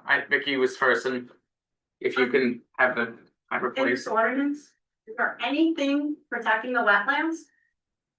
Our wetlands requirements are very strict already. They're more strict than most townships. Okay, but. So they have to follow those. I don't know. Details on that. The wetlands chapter stands on their own, so they'd still be limited by that disturbance, plus the Act 167, the stormwater as well. It limits where this can happen, correct? Where in our township would this even be feasible? Don't you have to have like a minimum size property and zoning? So the setbacks are at least 200 feet, especially adjacent to like residential. So it's pretty slim where it can actually go. And then when you have the utilities, you're also gonna need that. We're not required to bring them. They'd be required to pay their freight and bring them. Right, but it's. So generally speaking, I mean, most of the ones that we hear about are Where? on hundreds of acres. We don't have any parcels that would currently fit that. There are smaller size data centers out there, but They're not looking. They're not limited. thus far, no.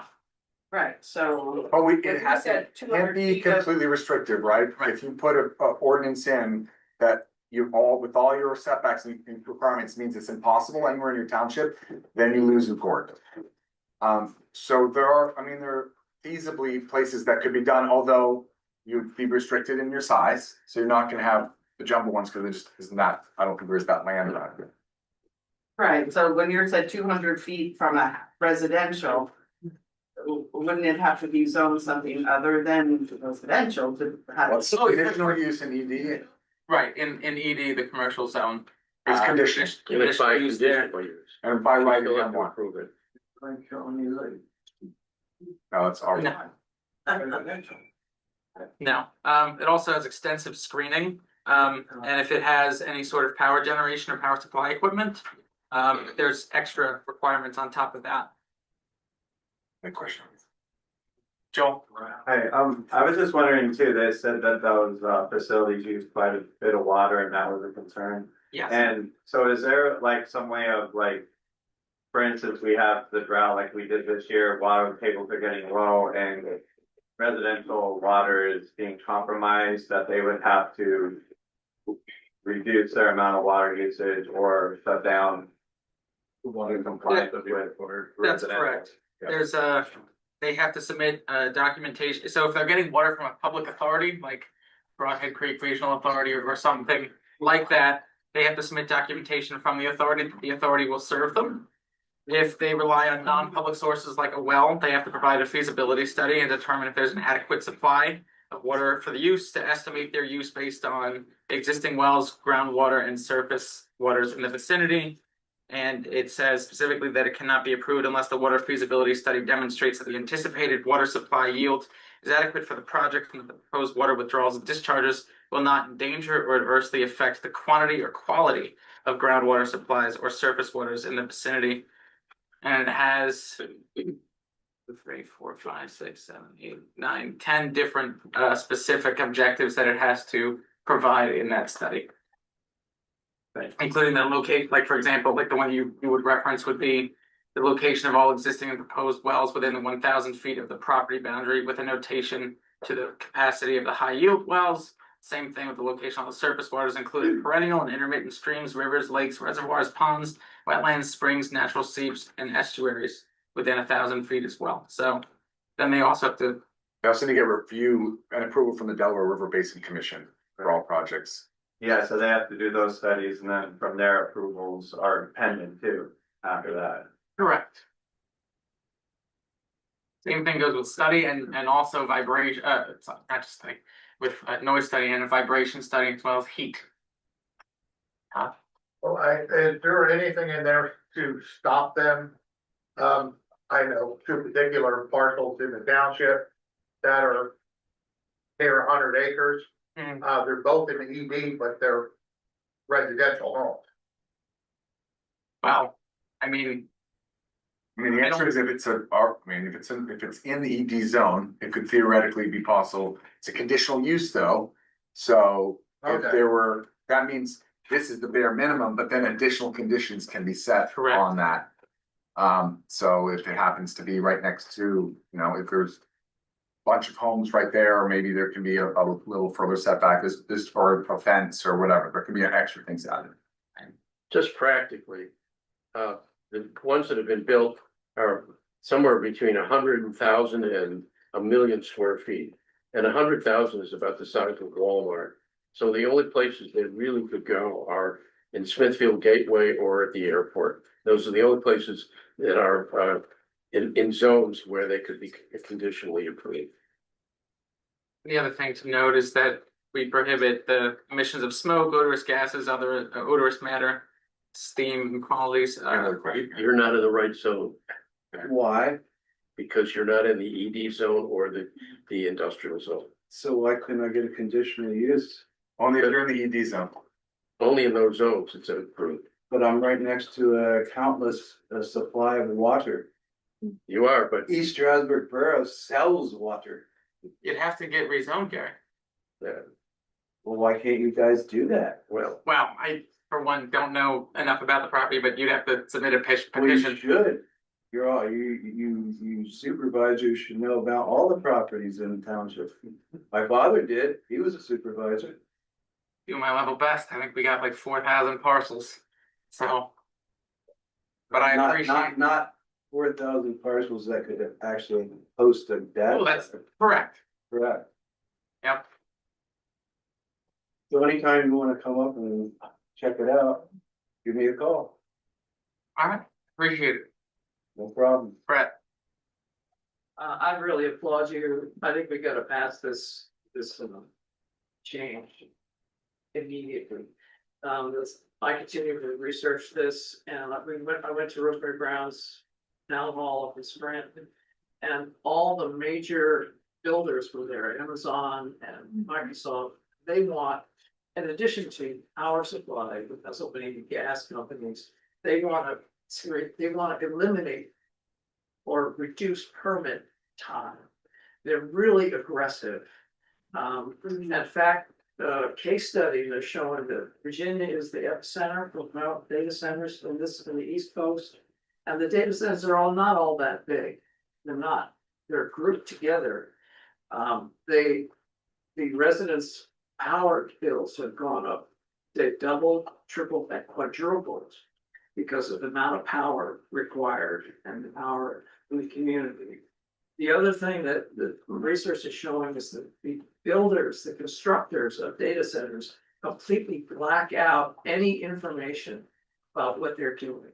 They call it corporate secrets. And if you want to find out if a building is a data center, you can't do it. People have tried across the country. The only way you can track the size of a data center is to find out how many generators, backup generators they bought. They had to go completely around, figure out, well, if this data center needs this amount of generators, it must be serving this amount of computers. The data centers are the AI data centers are GPUs, they're different than the data saving, they're different than huge computers. And the corporations are not, they're clamming up big time on community knowing what's going on their property. And so this is something really, I applaud you, we've really got it nailed down ASAP, so thank you very much. Thank you. Yeah. So my question too is like exactly what is the engineering specs on data centers? Like what is the real purpose of a data center? I mean, like how much power do they need for AI? I mean, that's the question I'm having. What's their motives behind this and where are they going with these things? I can't speak to the technical, Yeah, I mean, it it's depends pretty on important. the size, but we're not, Yeah. we really wouldn't be able to ascertain that unless we had a land development plan for one in front of us or a conditional use application. So Yeah, there has to be it's something. really on a case by case basis that you would What's know the the purpose? Has power. anybody, you guys at all, any businesses of I mean, things or wanting? There have been people that have done commission studies for power. Here in Smithfield? Yes, and I believe Doug Olmsted mentioned that. He meant, yeah, I mean, About we the- mentioned it at a meeting here, they've been looking at it. Right, but we don't have a study or any of that before that, and I would definitely venture to guess they probably wouldn't want going through a conditional use from by right which it is now, so. It's a lot more restrictive than what some in that community may want, but that was the intent, to be as protective as we could be within the confines of the MPC. Also, we don't know if we're gonna get preempted by the state, so. Any other comments before we close the hearing? Entertain a motion. Close it, or. Push by Mr. Levin. Second. Second, Mr. Robert, all in favor? Aye. Okay. Next is the public hearing on draft ordinance number 261, the EAC composition revision. You That, wanna adopt this one first or no? It's not we're gonna vote on that under new business, later, okay. those two. Well, I mean, the two next things. Okay. All right. Now, it's all good. The EAC composition revision, you can consider that open at 7:41. This was advertised in the Pocono Record on October 14th. The township developed this ordinance from EAC's recommendation specifically to create alternate members, basically converting associates into alternates that could vote in the absence of a quorum or a member of the EAC. It was recommended at their October 1st meeting. Any would comment on that? Fine. And a motion to close the public hearing on that. Motion to close. Okay, motion by Mr. Levenheim, second, I'll second. Mr. Albert. Anything, all in favor? Aye. Aye, okay. Next, the consideration to adopt draft ordinance number 260, data center criteria. I want to entertain a motion on that. I'll motion to adopt the data center criteria, By Mr. Albert, number 266, ordinance number 260. second, Mr. Levenheim. Any other comment? I just want to say that we studied this thoroughly, the EAC, the Planning Commission, the Monroe County Planning Commission, and the supervisors, and we feel that we're well protected on this. And Sorry, I should highlight, because it's gonna come down the pipe. The Monroe County Planning Commission did recommend some additional language around the decommissioning. But it can be done later, and to your point, I think it's pretty important we get this in place, and we can always make a small amendment down the line around how you bond it. It was sort of very detailed. It's still there in this, it says it's required. That would just sort of make it a little bit more specific, but it's a good recommendation. Just want to highlight that, but it's something you don't have to do right now. All in favor? Aye. Aye. Next is the consideration to adopt draft ordinance number 261, EAC composition revision that we just had a hearing on. Do I hear a motion on that? Motion to approve. Motion by Mr. Levenheim. Do I hear a second? Second. Second, Mr. Albert. Anything? All in favor? Aye. Aye. Okay, we have arrived at public comment. I was just informed that the people who are trying to zoom in are still muted. Would you be kind enough to unmute them? And we do have someone who wants to zoom in. So I'm gonna let them go first. We will unmute You them wanna if do it individually? they have to raise their hand. Okay. So I know that they want to be unmuted So I that way. believe our friend Travis would like to share first. Thank you. And also the cameras are not working. We recalibrated the cameras today. Yeah, you can ask them to unmute Jess. And they Thank can. you. Travis, now you have to unmute. There you go. Are All we right. good? Go ahead. Thank you. Hey, thank you so much for your time. My name is Travis Pastrana. I'm 11-time X Games gold medalist. My life is really say just on behalf of motorcycle racing, of action sports in general, it brings families together. It saves lives. This track has been there for over a decade. It's been operational for 2 years. And I know there's a lot of people against it. And there's a lot of laws and a lot of stuff that has to happen. And that's outside of what I know about. And I appreciate everyone there for listening to this, to try to understand this, but also know that some people are complaining about noise, about everything. We're going electric. Motorcycles, even today, we're riding more and more quiet motorcycles out there. More and more families coming together. It's keeping kids understand about health, fitness. Anyone to want to stop this because of some bylaw or something is generations to inspire, to feel that excitement of being able to accomplish something real, not being on their phones, to get out there. Zach is a good friend. Zach is someone that works extremely hard. Work ethic in motocross riders and action sports athletes, despite what you see on TV, it's a family sport. It inspires the next generation.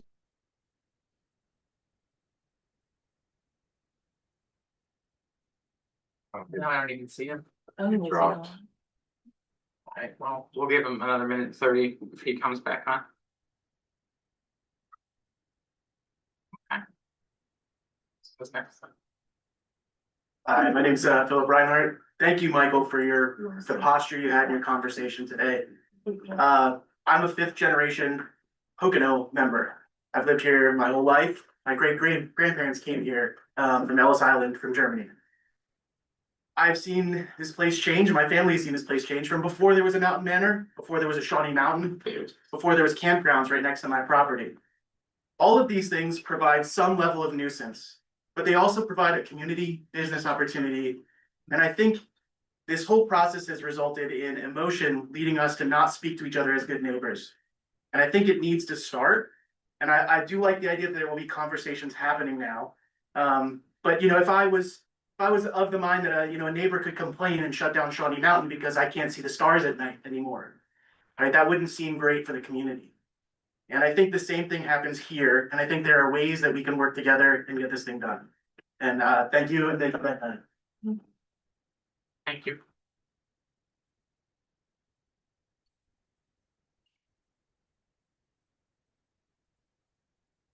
And I'm Joel Raffaelli.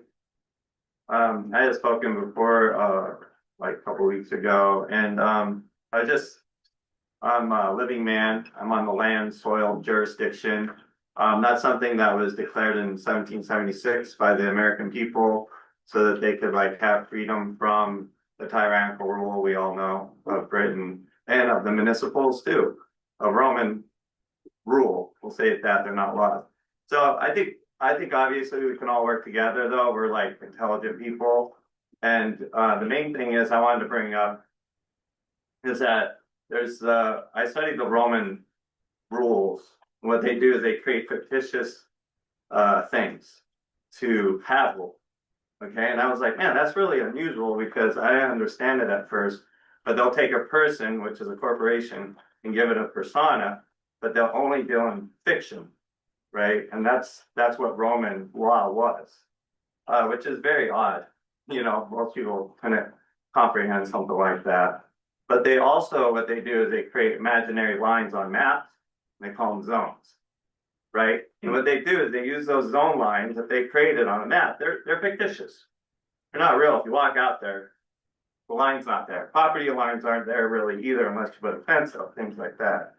So the zoning, the thing is with zoning, it's not wrong with zoning, but then when you start using it to have authority over the people, then that becomes tyrannical. And that was the reason why the people left Britain, is because they were using all these tricks, forked tongue, speaking double, things like that, to rule the people and not giving people a chance to exercise their rights. And what are the rights? Those are the laws. So like the Roman legalities, they're legal. They're not above the law. And so the American people we have rights. We don't have privileges. All right.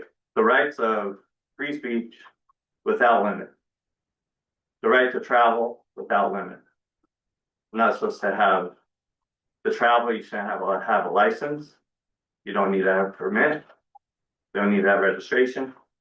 Those are laws that have been continually upheld by the Supreme Court. And that's the supreme deciding factor. All other laws are meaningless if the Supreme Court has already decided on this. So I just wanted to inform, just kind of help inform people about those things because they're important to know our rights, so we can stand up for them, and that it's not a bad thing, it's a good thing that we stand up for these things. And I yield on that. Thanks. Thanks, Joe. I just wanted to know if you guys would be kind enough to help, that Travis is saying that they're locked out of the meeting. So if he could have his minute and 30, that would be much appreciated. They're saying that the people are locked out of the Zoom and they can't access it, so. Would you be kind enough to try to unlock it? Yeah, Jess, can you check the waiting room? I appreciate it, thank you. Jacob, I don't get this. Click enable waiting room. Say one more time. If you click toggle that again. And then the second two, yep. Okay, so you can Thank you. try again, and then it should pop up to admit at the top when he would rejoin. Thank you. In the meantime, Jennifer Peck raised her hand. We'll ask her to unmute. I don't think any of them can get on. They texted me they can't get on, they're locked out. Can you hear me? We can hear you. I just wanted to take the opportunity to thank Michael certainly for speaking tonight. It is greatly appreciated that there has been thought regarding this issue. And, I take that certainly as a step to which hopefully a resolution can come. And I find it important to acknowledge that factor. I thank you for acknowledging the fact there is a lot of emotion in this. It doesn't always come out certainly in maybe the best of ways, but there is emotion nonetheless. And the fact that that has been acknowledged and validated, I want to just say thank you for that. It has been a very long battle and it's lives. And, I think you acknowledged the key fact. This is children and families that are affected, aside from those of us that have been advocating in the ways that we've been advocating. So I do appreciate that the proverbial olive branch, I hope, is out there to, work together to come up with what this resolution will be that will benefit all parties involved. And it is appreciated. So I just wanted to acknowledge the effort that you put forward tonight, and say thank you for, being able to speak that, and hopefully for all of us to be able to have that sit down and, be able ultimately to ride, but with satisfactory conditions for those that, had the issue, and really just give back to the kids that are most affected. And I think Hudson said it best last week, and I hope this is, the progress that we are hoping for. Thank you. Thank you. Sorry, guys. It says that they're unable to join the Zoom meeting. They're locked. With your permission, if we could finish the minute and 30 on speakerphone, would that work? Sure. Thank you very much. I appreciate that accommodation. Thank you. I don't even know if you can hear it. Okay, hi Travis, we're here.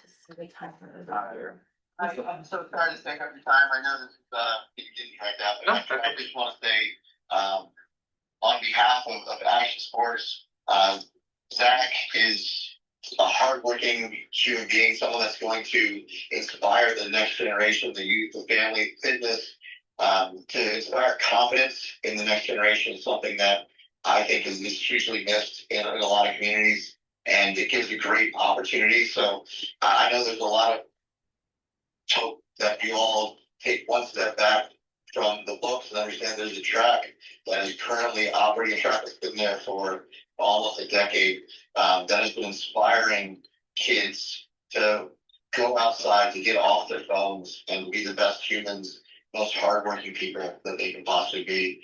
I've seen it save so more lives than I can count. I'm not just saying save lives, like literally save lives. People that were disconnected from their family, from their friends, to get together, to have a place to work, to have something to work for, to do it in a very positive, physical way is something that's so inspiring. I just hope that everyone there can take a few seconds, really look this in the eye and come to a reason that if you're saying no, to really ask yourself what you're saying no to. This is a truly impactful and inspiring thing that you guys have right at your fingertips of your own company. Thank you. Thank you, Thanks for your time. thank you, Brett. thank you guys. Thank you, Michael. Thank you, Michael, for offering an olive branch. I appreciate your mentioning the potential origin of this issue being with the zoning officer. And thank you for clarifying that Ken Wolf did not have a conversation telling them they had the right to build a pump track, a MC track. And that, I wasn't sure. I was at the meeting when they presented their issue, and I listened to Chris Brown talk about it, but I couldn't hear that they had any permits to do what they wanted to do. And so thank you for clarifying that. As a matter of compromise, I think that's really important. I would suggest that they maintain a ban on gasoline motocross bikes and exclusively use electric bikes on there, and that might offer some kind of a solution to the neighbors. We have to protect our way of life here, and having 30 motorcycles running around within within 100 yards of your house is extremely disruptive. I've gone around the track. I've talked to people involved in the track. I've talked to neighbors, and it's incredibly disruptive. So we really need to work towards figuring out someplace to go with this. And I would recommend that take a hard look at banning gasoline motorcycles and allowing quiet electric motorcycles only on the track. That might be something that could be managed. So that's it. Thank you. Thank you, Frank. And the gentleman. I actually, do I have to state my name? Yeah. Jason Fossing. I actually was in this room about 15 years ago when there was an issue with, bikes getting ridden illegally around and everything, and I stood up and I said, it sucks that kids ride their bikes around and there's not a place for them to go, and, I said, it'd be neat, I heard all the talk about it, but then I didn't hear of a place, nobody said a resolution to give kids a place to ride, and how they took my idea, by the way. I thought it'd be a neat idea to have, but the question is, where do you put a place like that? They are not gonna, have neighbors and everything complain, so my boys actually do ride the track. It sucks. I feel bad for them, but I also feel bad for the people on the hill. It is noise. I know a lot of the people up there. I actually donated a lot of money, a lot of time to put, they were working on a wall up there, a sound barrier wall, and I actually did. I did a lot. I was like, I don't know if it's gonna work, but it's worth a try. And actually, when I was doing it, I was actually hoping one of the neighbors came down because I could introduce myself, because they actually knew my grandfather and they were very good friends of my grandfather, and they're good people. They're good people up on the hill.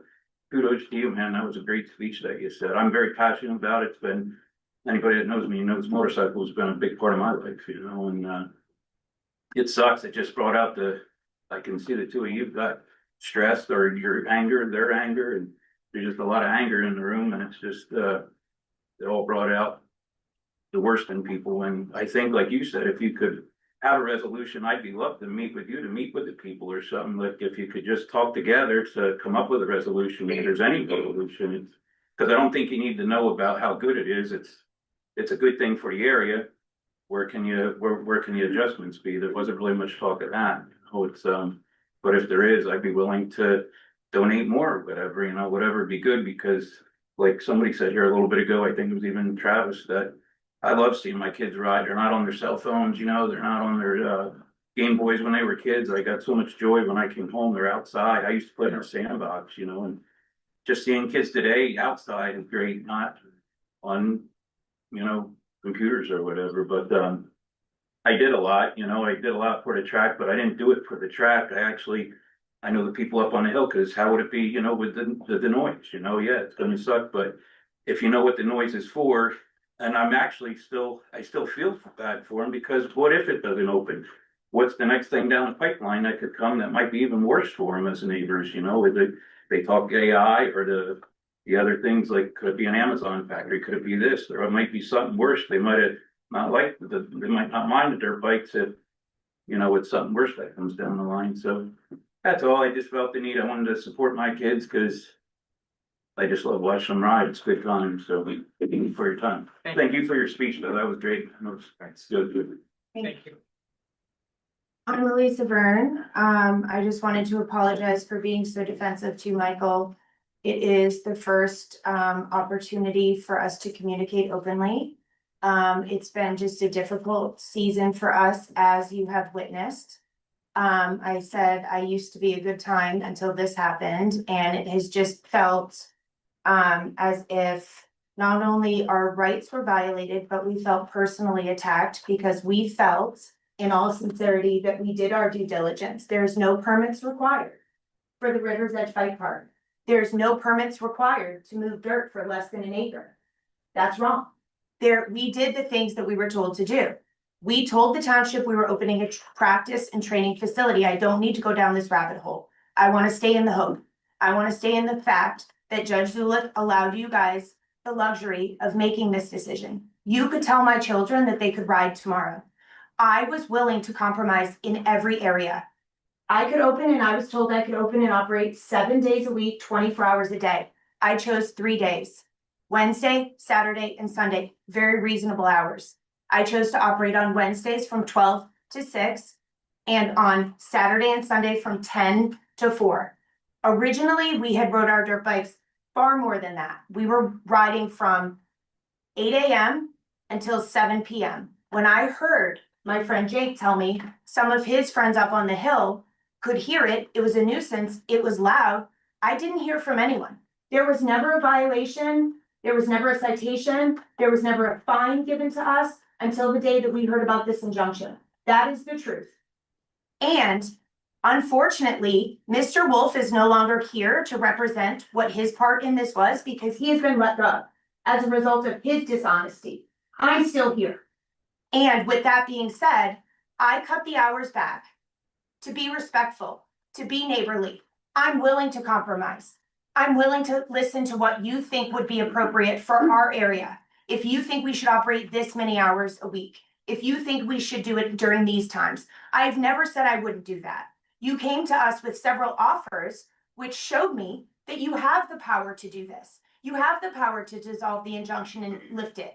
You have the power to tell us we could ride in our own backyard that is zoned resort, and that we were told that is what our rights were. We voluntarily committed to get an NPDES permit for $18,000. No one told me I had to do that, to make sure I didn't disturb the land inappropriately. I had the conservation district there. I had the environmental agencies there. They gave me the green light. We have a state-of-the-art $80,000 sprinkler system to control the dust. We passed all of the noise testing that we spent $9,000 on, not Robert's cell phone. We had an actual person who does this for a living. We did our due diligence in these areas, and we're willing to sit with you and share with you. And I appreciate you. And I really wish that we could sit down and come to a resolve. Because what Ron said in the beginning, when we sat in this room, was that I highly advised against going into litigation with these folks. It's going to be very costly. It's no guarantee on either one of our sides. And it's going to be a mess. And who are we hurting the most? Not you and I. We can handle it. We're grown-ups. These kids, you said it best. And I sit here to advocate for the kids. And I apologize repeatedly for my temperature because I am so passionate about this. I appreciate you opening that door. I hope we can sit down and have conversations. And I hope that we could come to some sort of resolve that includes everybody's feelings and thoughts. I appreciate you. Sorry for going over. If it's okay, they're saying that the Zoom is still locked. I would like to pass the public comment if you so choose to someone on the phone. Sure. Thank you very much, Jacob. I appreciate it. You have the floor.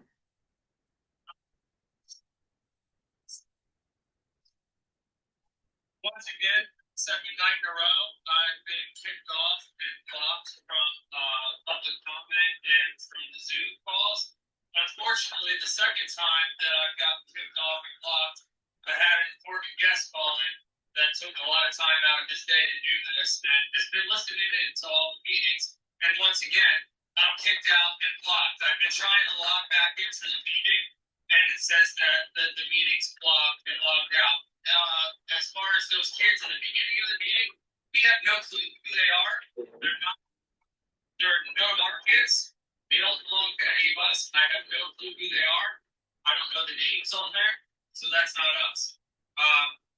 Secondly, I hear Michael and I hear, you saying that we didn't need to go down this road of bullying, the exposing things, and simply, we've just been holding everyone accountable, and speaking on the truth. And, it's a shame that that's what had to happen for any type of resolve to be dealt with, because until then, we've been nothing. We've been blind, we've been mute, we've been kicked off meetings, we've been told to shut up, we've been told everything under the sun, except for, hey, let's actually sit down in a civil manner and get to here. But it's a lot farther than that, because like Elisa said, this and everyone else said, this is my life. My life has been drugged through the dirt for the past year. So you can judge my temperature on that, because you've literally taken food out of my mouth, you've taken food out of my family's mouth, you've taken money out of my pocket to enjoy my life, and you drug my name through the dirt, you put me on the news as being a problem, you tell everyone that I'm a problem, and then you expect me to come to you guys in a nice fashion, when that was never the case. Never the case. And I'm glad Robert's finally showing back up, probably because I'm not there. But Robert's showing back up to these meetings and finally agreeing to be a part of this again. I really wish he would have showed up to the meeting today and helped clean up trash with us. Jacob did, so Jacob's a little more of a man than you. But it seems that, we could have gotten to this exact resolution with a lot less name calling, a lot less fucking anger, a lot less frustration on everyone's part, and let's not forget, a lot less money on Back Nine's part, and on the community and the taxpayers burden on this, when we could have gotten here a year ago. That's a year. There's a price tag on a year of a child's life. Hudson and Grant have gone through this, not only with us, they have to deal with my emotions, Mike's emotions, Elisa's emotions, everyone around, constantly people coming up and telling us that's a year of their life they'll never get back. I'm sorry, but this is a very developmental part of a child's life, the age of 13, 14, and 15. We're creating an adult right there before our eyes. So there's a huge part that they're owed something out of this. So let's keep in mind, like Michael said, a lot of this goes back to the kids, and this is what this whole mission has been. It's been for the kids from the start. And yes, some of us are, 35-year-old kids like myself, and we even have some 7-year-old children that ride. So A motorcycle really turned that age here, and it really helps with a lot of stress and a lot of developmental issues. And I think we all can, benefit from riding motorcycles. And Thank you, Zach. That mountain banner, it's in. So Thank let's you. let's get Smithfield and Mountain Manor in one page, so we can do this together as a team, like a community. We're the center of the community. Let's work like it. Let's Thank do you. it. All right, can I go to the Thank next? you. All right, thank you. Thank you for your time.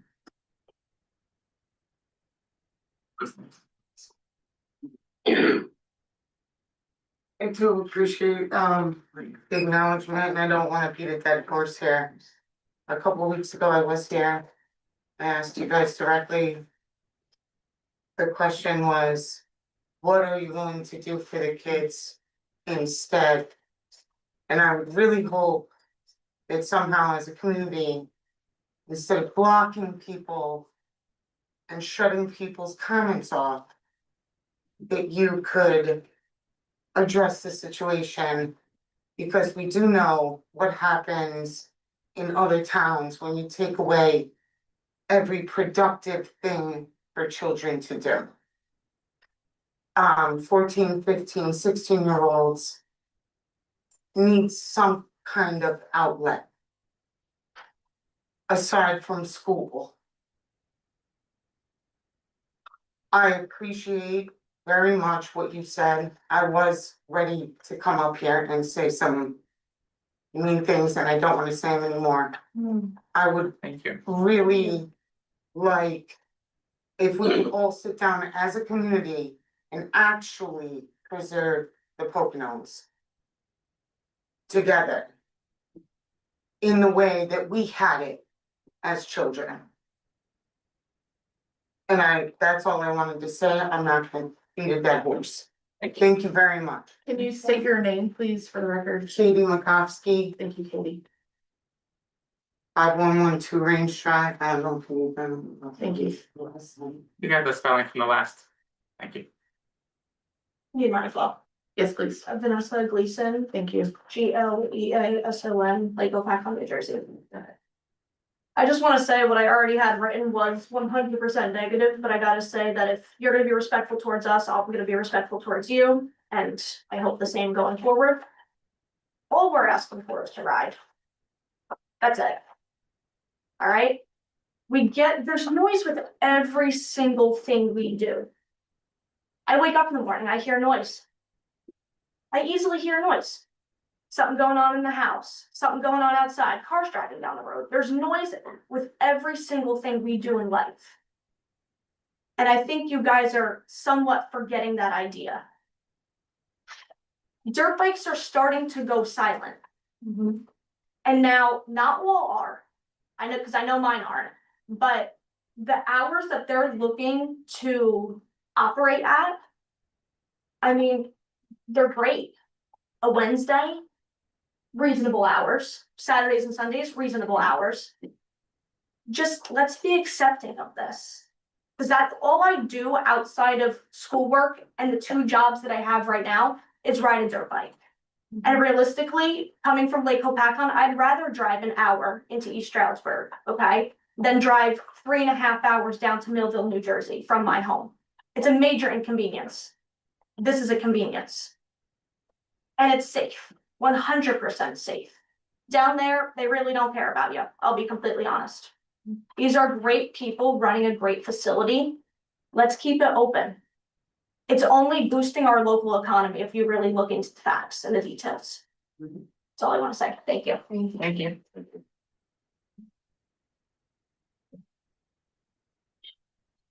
Hey, Michelle. Hi. You're good. Oh, There okay, you go, sorry. Michelle. Very quickly, I am just here to introduce myself to you. I know you know me, but recently promoted to the position of president of Pocono Mountains Economic Development and the Industrial Development Authority. So as part of that new role, I've been going around to municipal meetings throughout the county to, refresh your knowledge of our organization and just let you know, yeah, as I believe you know, that we are there as a resource if you need information. You know, the normal services that we provide as far as traditional economic development, but we also have some small business sources for funding.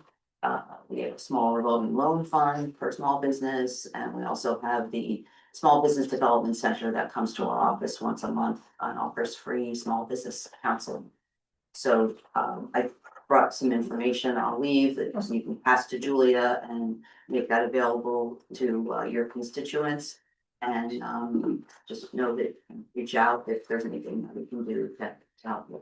Michelle, I saw some flyer that came out that Julia sent around. And in it was a question of, of joining the organization. And I said to Julia, are we members? Are we not? I didn't get an answer, but are we? Do you know? I don't believe so. Are municipalities normally members? Not automatically, Okay. but we'd love to There are have you. some, Middle sure. Smithfield, I know is a member, Cuba is a member. How do we forget this? We should. I don't know, but we'd love to have you as members. We appreciate Have our you annual as a- meeting as a coming up resource. in November. So you should have gotten an invitation for that, via Yeah. constant contact. Everyone should And know. also, I want to applaud you for getting out in front of the data center, taking that up and doing an ordinance for that. Some of the other municipal meetings I've gone to, they're talking about it as well, but I think you're further along than others, so I Thank you. applaud you for doing that. Thank you. Everyone should know that Michelle and PMEDC are the unsung heroes of economic development in the county. I mean, Here. so we appreciate you guys very much and what you've done in our community. We appreciate your partnership. Have a good night. I just like to say, picking up on what Michael was saying. We represent everybody in this township. We try to do it without prejudice and drew it within the law. But I think all of us are dedicated to one thing, which is finding solutions one way or another. Small problems, big problems. Todd can testify to that because he came to me about a sign issue and we solved it, right? I mean, and I could say that about a lot of people here who've has issues, whether it's zoning or whether it's planning or whatever it is, we tried to do it. Ted, no, we're not against this development, not at all. But when we get people in here who don't understand where this is and we don't understand, it's like, what can we do except try to postpone it to the next meeting and get it over with? But we're trying to have a positive solution. So, and you know, much of this has been directed to Back Nine, but it really goes to everybody here and what our viewpoint is and what we're trying to do. Thank you, Robert. Anyone else? Just a me. Gary. Well, a couple issues. Questions. I have a small subdivision that's been supposedly okayed. Is it okayed or not? Monica and Marcin, they were buying 17 acres. It's a subdivision. It still hasn't been, has it gotten your approval? Have you guys signed off on it or not? Yeah, They're laying in there waiting for signatures right now. You guys have already approved it. Right, yeah, we did that on August 26th, like the email that I. He came and said he still paid the engineering fees today. He paid fees So today. I'm wondering if it's signed off or if it's not signed off. Well, It's sitting over there. well, for the sign. yeah. Because that's a development or a subdivision that could have been a development. But he's buying that land to keep it a non-development because he was worried that I might develop it. We approved that. We approved that. I understand, but it hasn't been signed off by I will you double check. and the planning commission. Well, I will double check to make sure. I appreciate it, you will. Because my honest guess is that there was an outstanding condition or something that probably dealt with something on the escrow side of things. No, I can tell you, he had as a result of your approval, Right. there was was two things at the end there, your engineer or had to do, which he did. He got that information to us last week. We said everything was okay. Okay. Then your engineer produced the Mylars, which have to be recorded in the courthouse. They're laying in there in the desk right now for their signatures and my signature, which is gonna happen either after this meeting or tomorrow. We'll sign it in 15 minutes. And we'll call you or him to pick up the. Okay. And the question is, you have certain criteria for your development. And I'm proposing to have, the property up on Bond Road developed in a manner that's not really a development.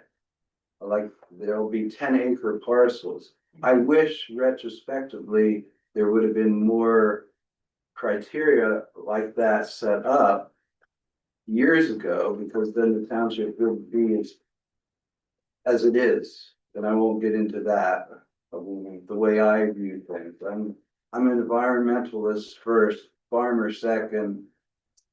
Okay. So that being said, hopefully I can work with you folks and you won't be as critical on the development plans when you're preserving 10 acres to stay in clean and green. Sure. I think there should be probably separate criteria. And I think people should start thinking about developing in that manner more. Well, I think that's my own personal opinion. Oh, and I think that's probably shared by us, so happy to have that discussion at a future meeting if you got something in the hopper. Yep. Okay. Sounds good. Vicky? Maybe, I don't know, maybe with, for the code, sorry. It was My apologies. Did you do the bill package? Yes. You did? Yes. Was it okay if I asked? You can ask a question. Yeah? On the bill package, Christina Rayglow and Tamara Holmes, escrow refund, can you clarify? It's a pretty big amount. Which was the first one? Tamara Holmes, 22,000. Yeah. And then Christina Rayglow and all that. I'll look at that one in a second, but the Tamara Holmes one, that's just the fire escrow refund, so depending on the setup with your insurance, like the township holds, I think it's 10% of the balance of your fire loss escrow when your property burns down. So we would release it to the individual and then. Oh, okay, for their homes. So that's, yeah, that's their money. That's from Alright. insurance. East Coast Network Services, the first time I saw it in the bill packages, Oh, they're our IT consultant. We utilize them. please switch. IEG PV, DeRoche Parent LLC. That's there too. Hey, look. They don't. $160. Don't know Yeah. what that was. Right. No, it's under General fund. general.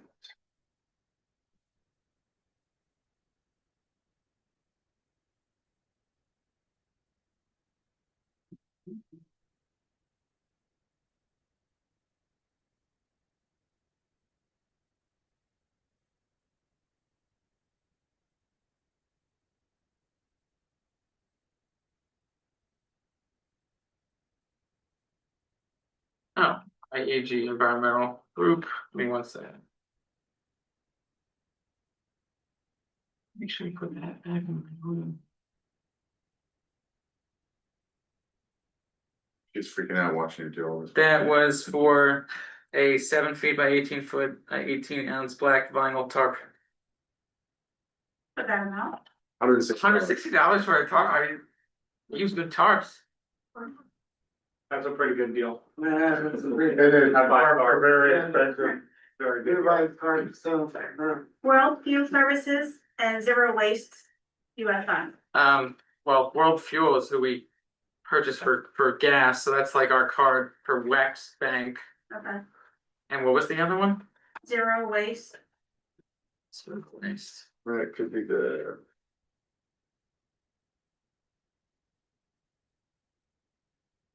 10 roll case, roll back 2,000 bags. Um. I'm almost certain that that is like probably dog waste bags. I would. No, $180. I'll double check, but I think that's what that is. That's it, thank you. Yeah. Any others?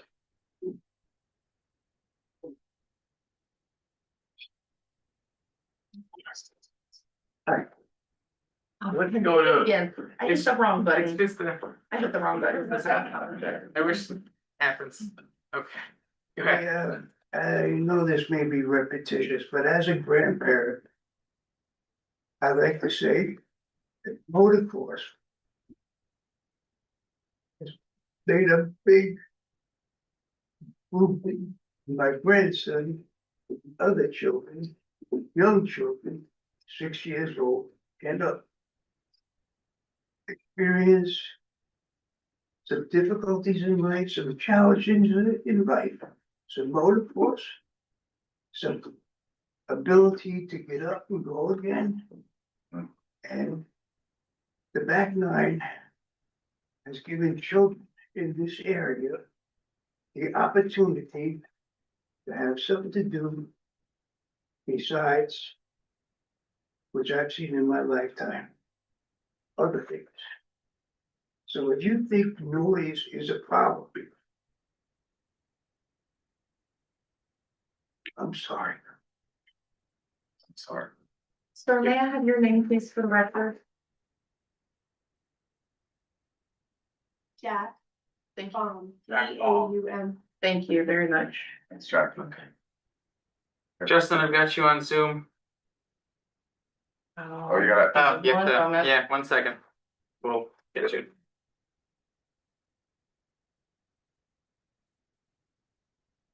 Okay, again, Jeff. Okay, he's good.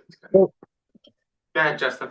I just want to say only those who don't respect motocross or the back nine family think it's a nuisance. And if they think it's a nuisance, they better think about every other vehicle on the road, every street bike, every tractor trailer, every car, truck, every plane, helicopter flying over their house, every construction vehicle, every lawnmower, every leaf blower. Talk about nuisance. Dogs barking every morning. I get woken up 4 o'clock every morning. That's a nuisance. And I live in a community and there's not much they can do besides find the person. But finding them is not the answer. We have to work together. But we need something to do. Motocross is not a nuisance. Please just stop this already. Thank you. Anyone else?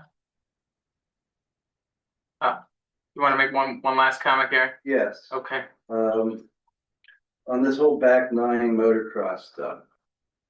I heard about the whole thing a long time ago. I heard a lot of negative about it. I met the people at an EAC meeting. I thought about it as the landowners of 3 different tracks, fairly large tracks in the township.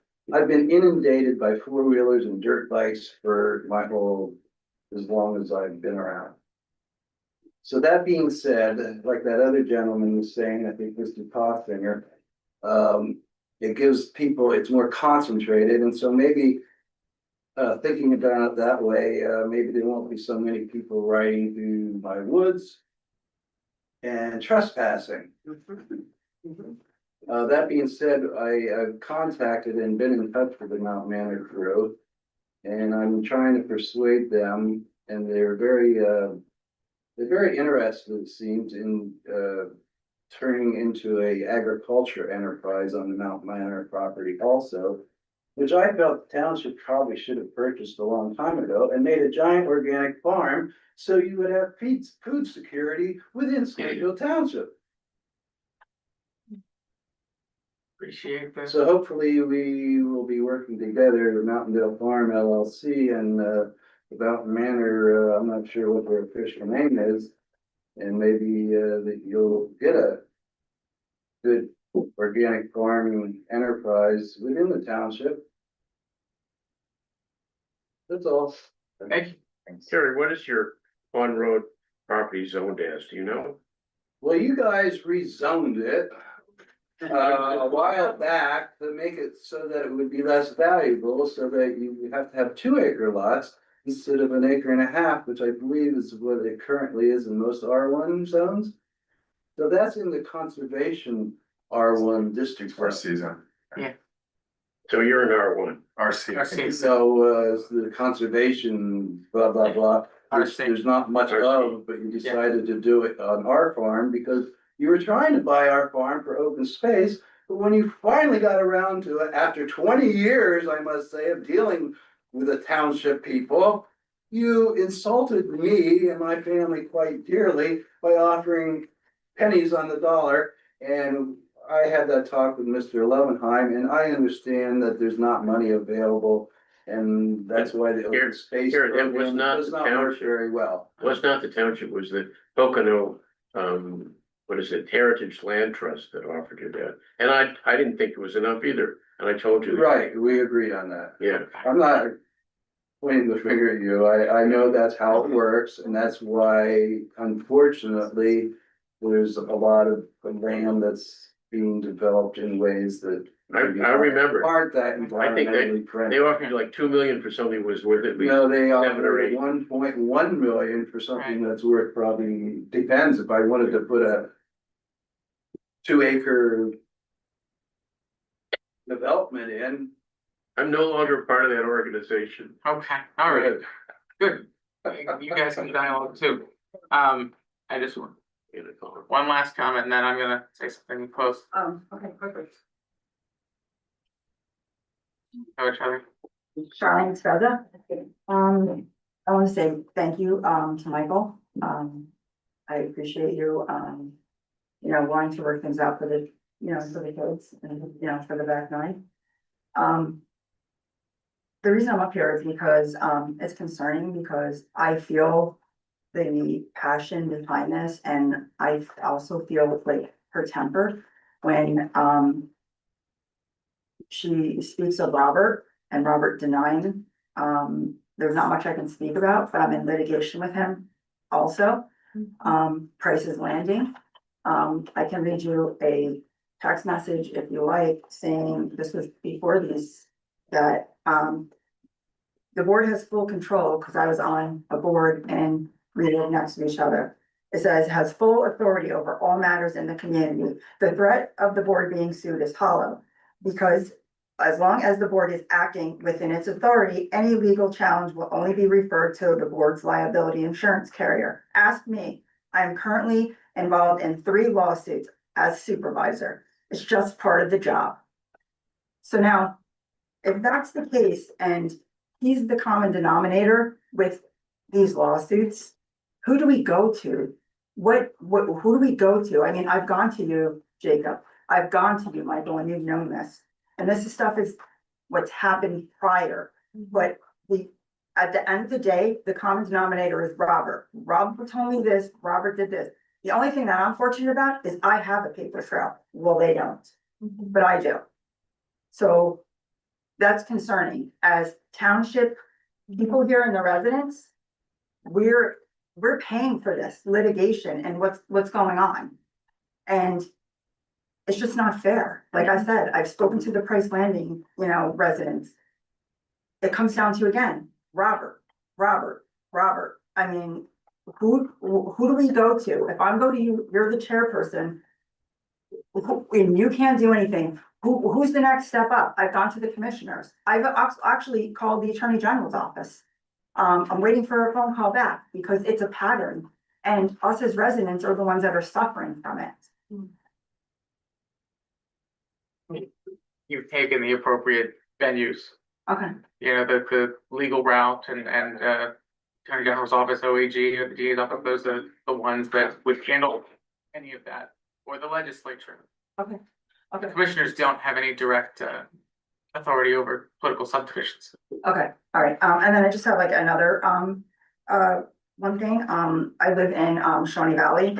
When I was on, the board there, I received an email, stating that, I guess, it's a chapter 29, part 1, section 106, Smithfield Township Ordinance, states that private roads, if a sign is knocked down or removed or otherwise damaged, they need to be replaced within 30 days. I take a picture every day when I drive past. a paper sign. Robert lives right, like I said, right next to me. You can see it every single day. I was just curious if, they were threatened to go to the magistrate like I was in the email. Were they threatened to get fined by the zoning officer? I mean, is that something that you could tell me, or would I have to call zoning, or is it just selective enforcement on who he feels that he needs to? I have to look, but it would be my understanding that the common property owner that's responsible for the maintenance of the sign would be the one that would deal with it, not an You're talking about individual. the stop sign that was down? No, talking about Hemlock. It's a paper yeah. sign. Good question. Okay. But it seems like the board should be doing that. I'm Well, not. correct. No, but I'm just saying, you're the one that sent me one and you told me that you're going to the magistrate and finding me if it was a faded sign. Well, this sign hasn't been there for 4 months, 4 months. I agree. Okay, and it's a piece of paper. So I'm just wondering if you sent them the same email that you What's the name sent. of it? Hemlock? Hemlock, yes. I was just curious if you sent them the same letter that you're going to the magistrate. Did you go to the magistrate? Or no, is it just me? Well, why would it go to the I magistrate? don't know. That's what was in your email. The people that should be replacing that sign are the company that the board hires to manage the property. Oh, no, Which is preferred I agree with that. I was just curious if you had sent the same email to them, to the board, as you did to me. Well, let's not talk about litigation where you're suing. That's fine. All right, thank you. Thank you. Okay, just wanted to thank everybody for today's meeting. The temperature in today's meeting is much more becoming of what municipal meetings should be. No doubt tensions can run high. I think we know that ad hominem stuff, personal attacks, all that nonsense isn't necessary to achieve doing business, much less to be civil with each other. And I just want to say, I hope this sets the tone for how we can all interact in the future. That I will entertain a motion to adjourn. Motion to adjourn. Motion by Mr. Levinheim, second by Mr. Albert, all in favor? Aye. Aye. We're adjourned at 8:35 PM. Thank you, everybody.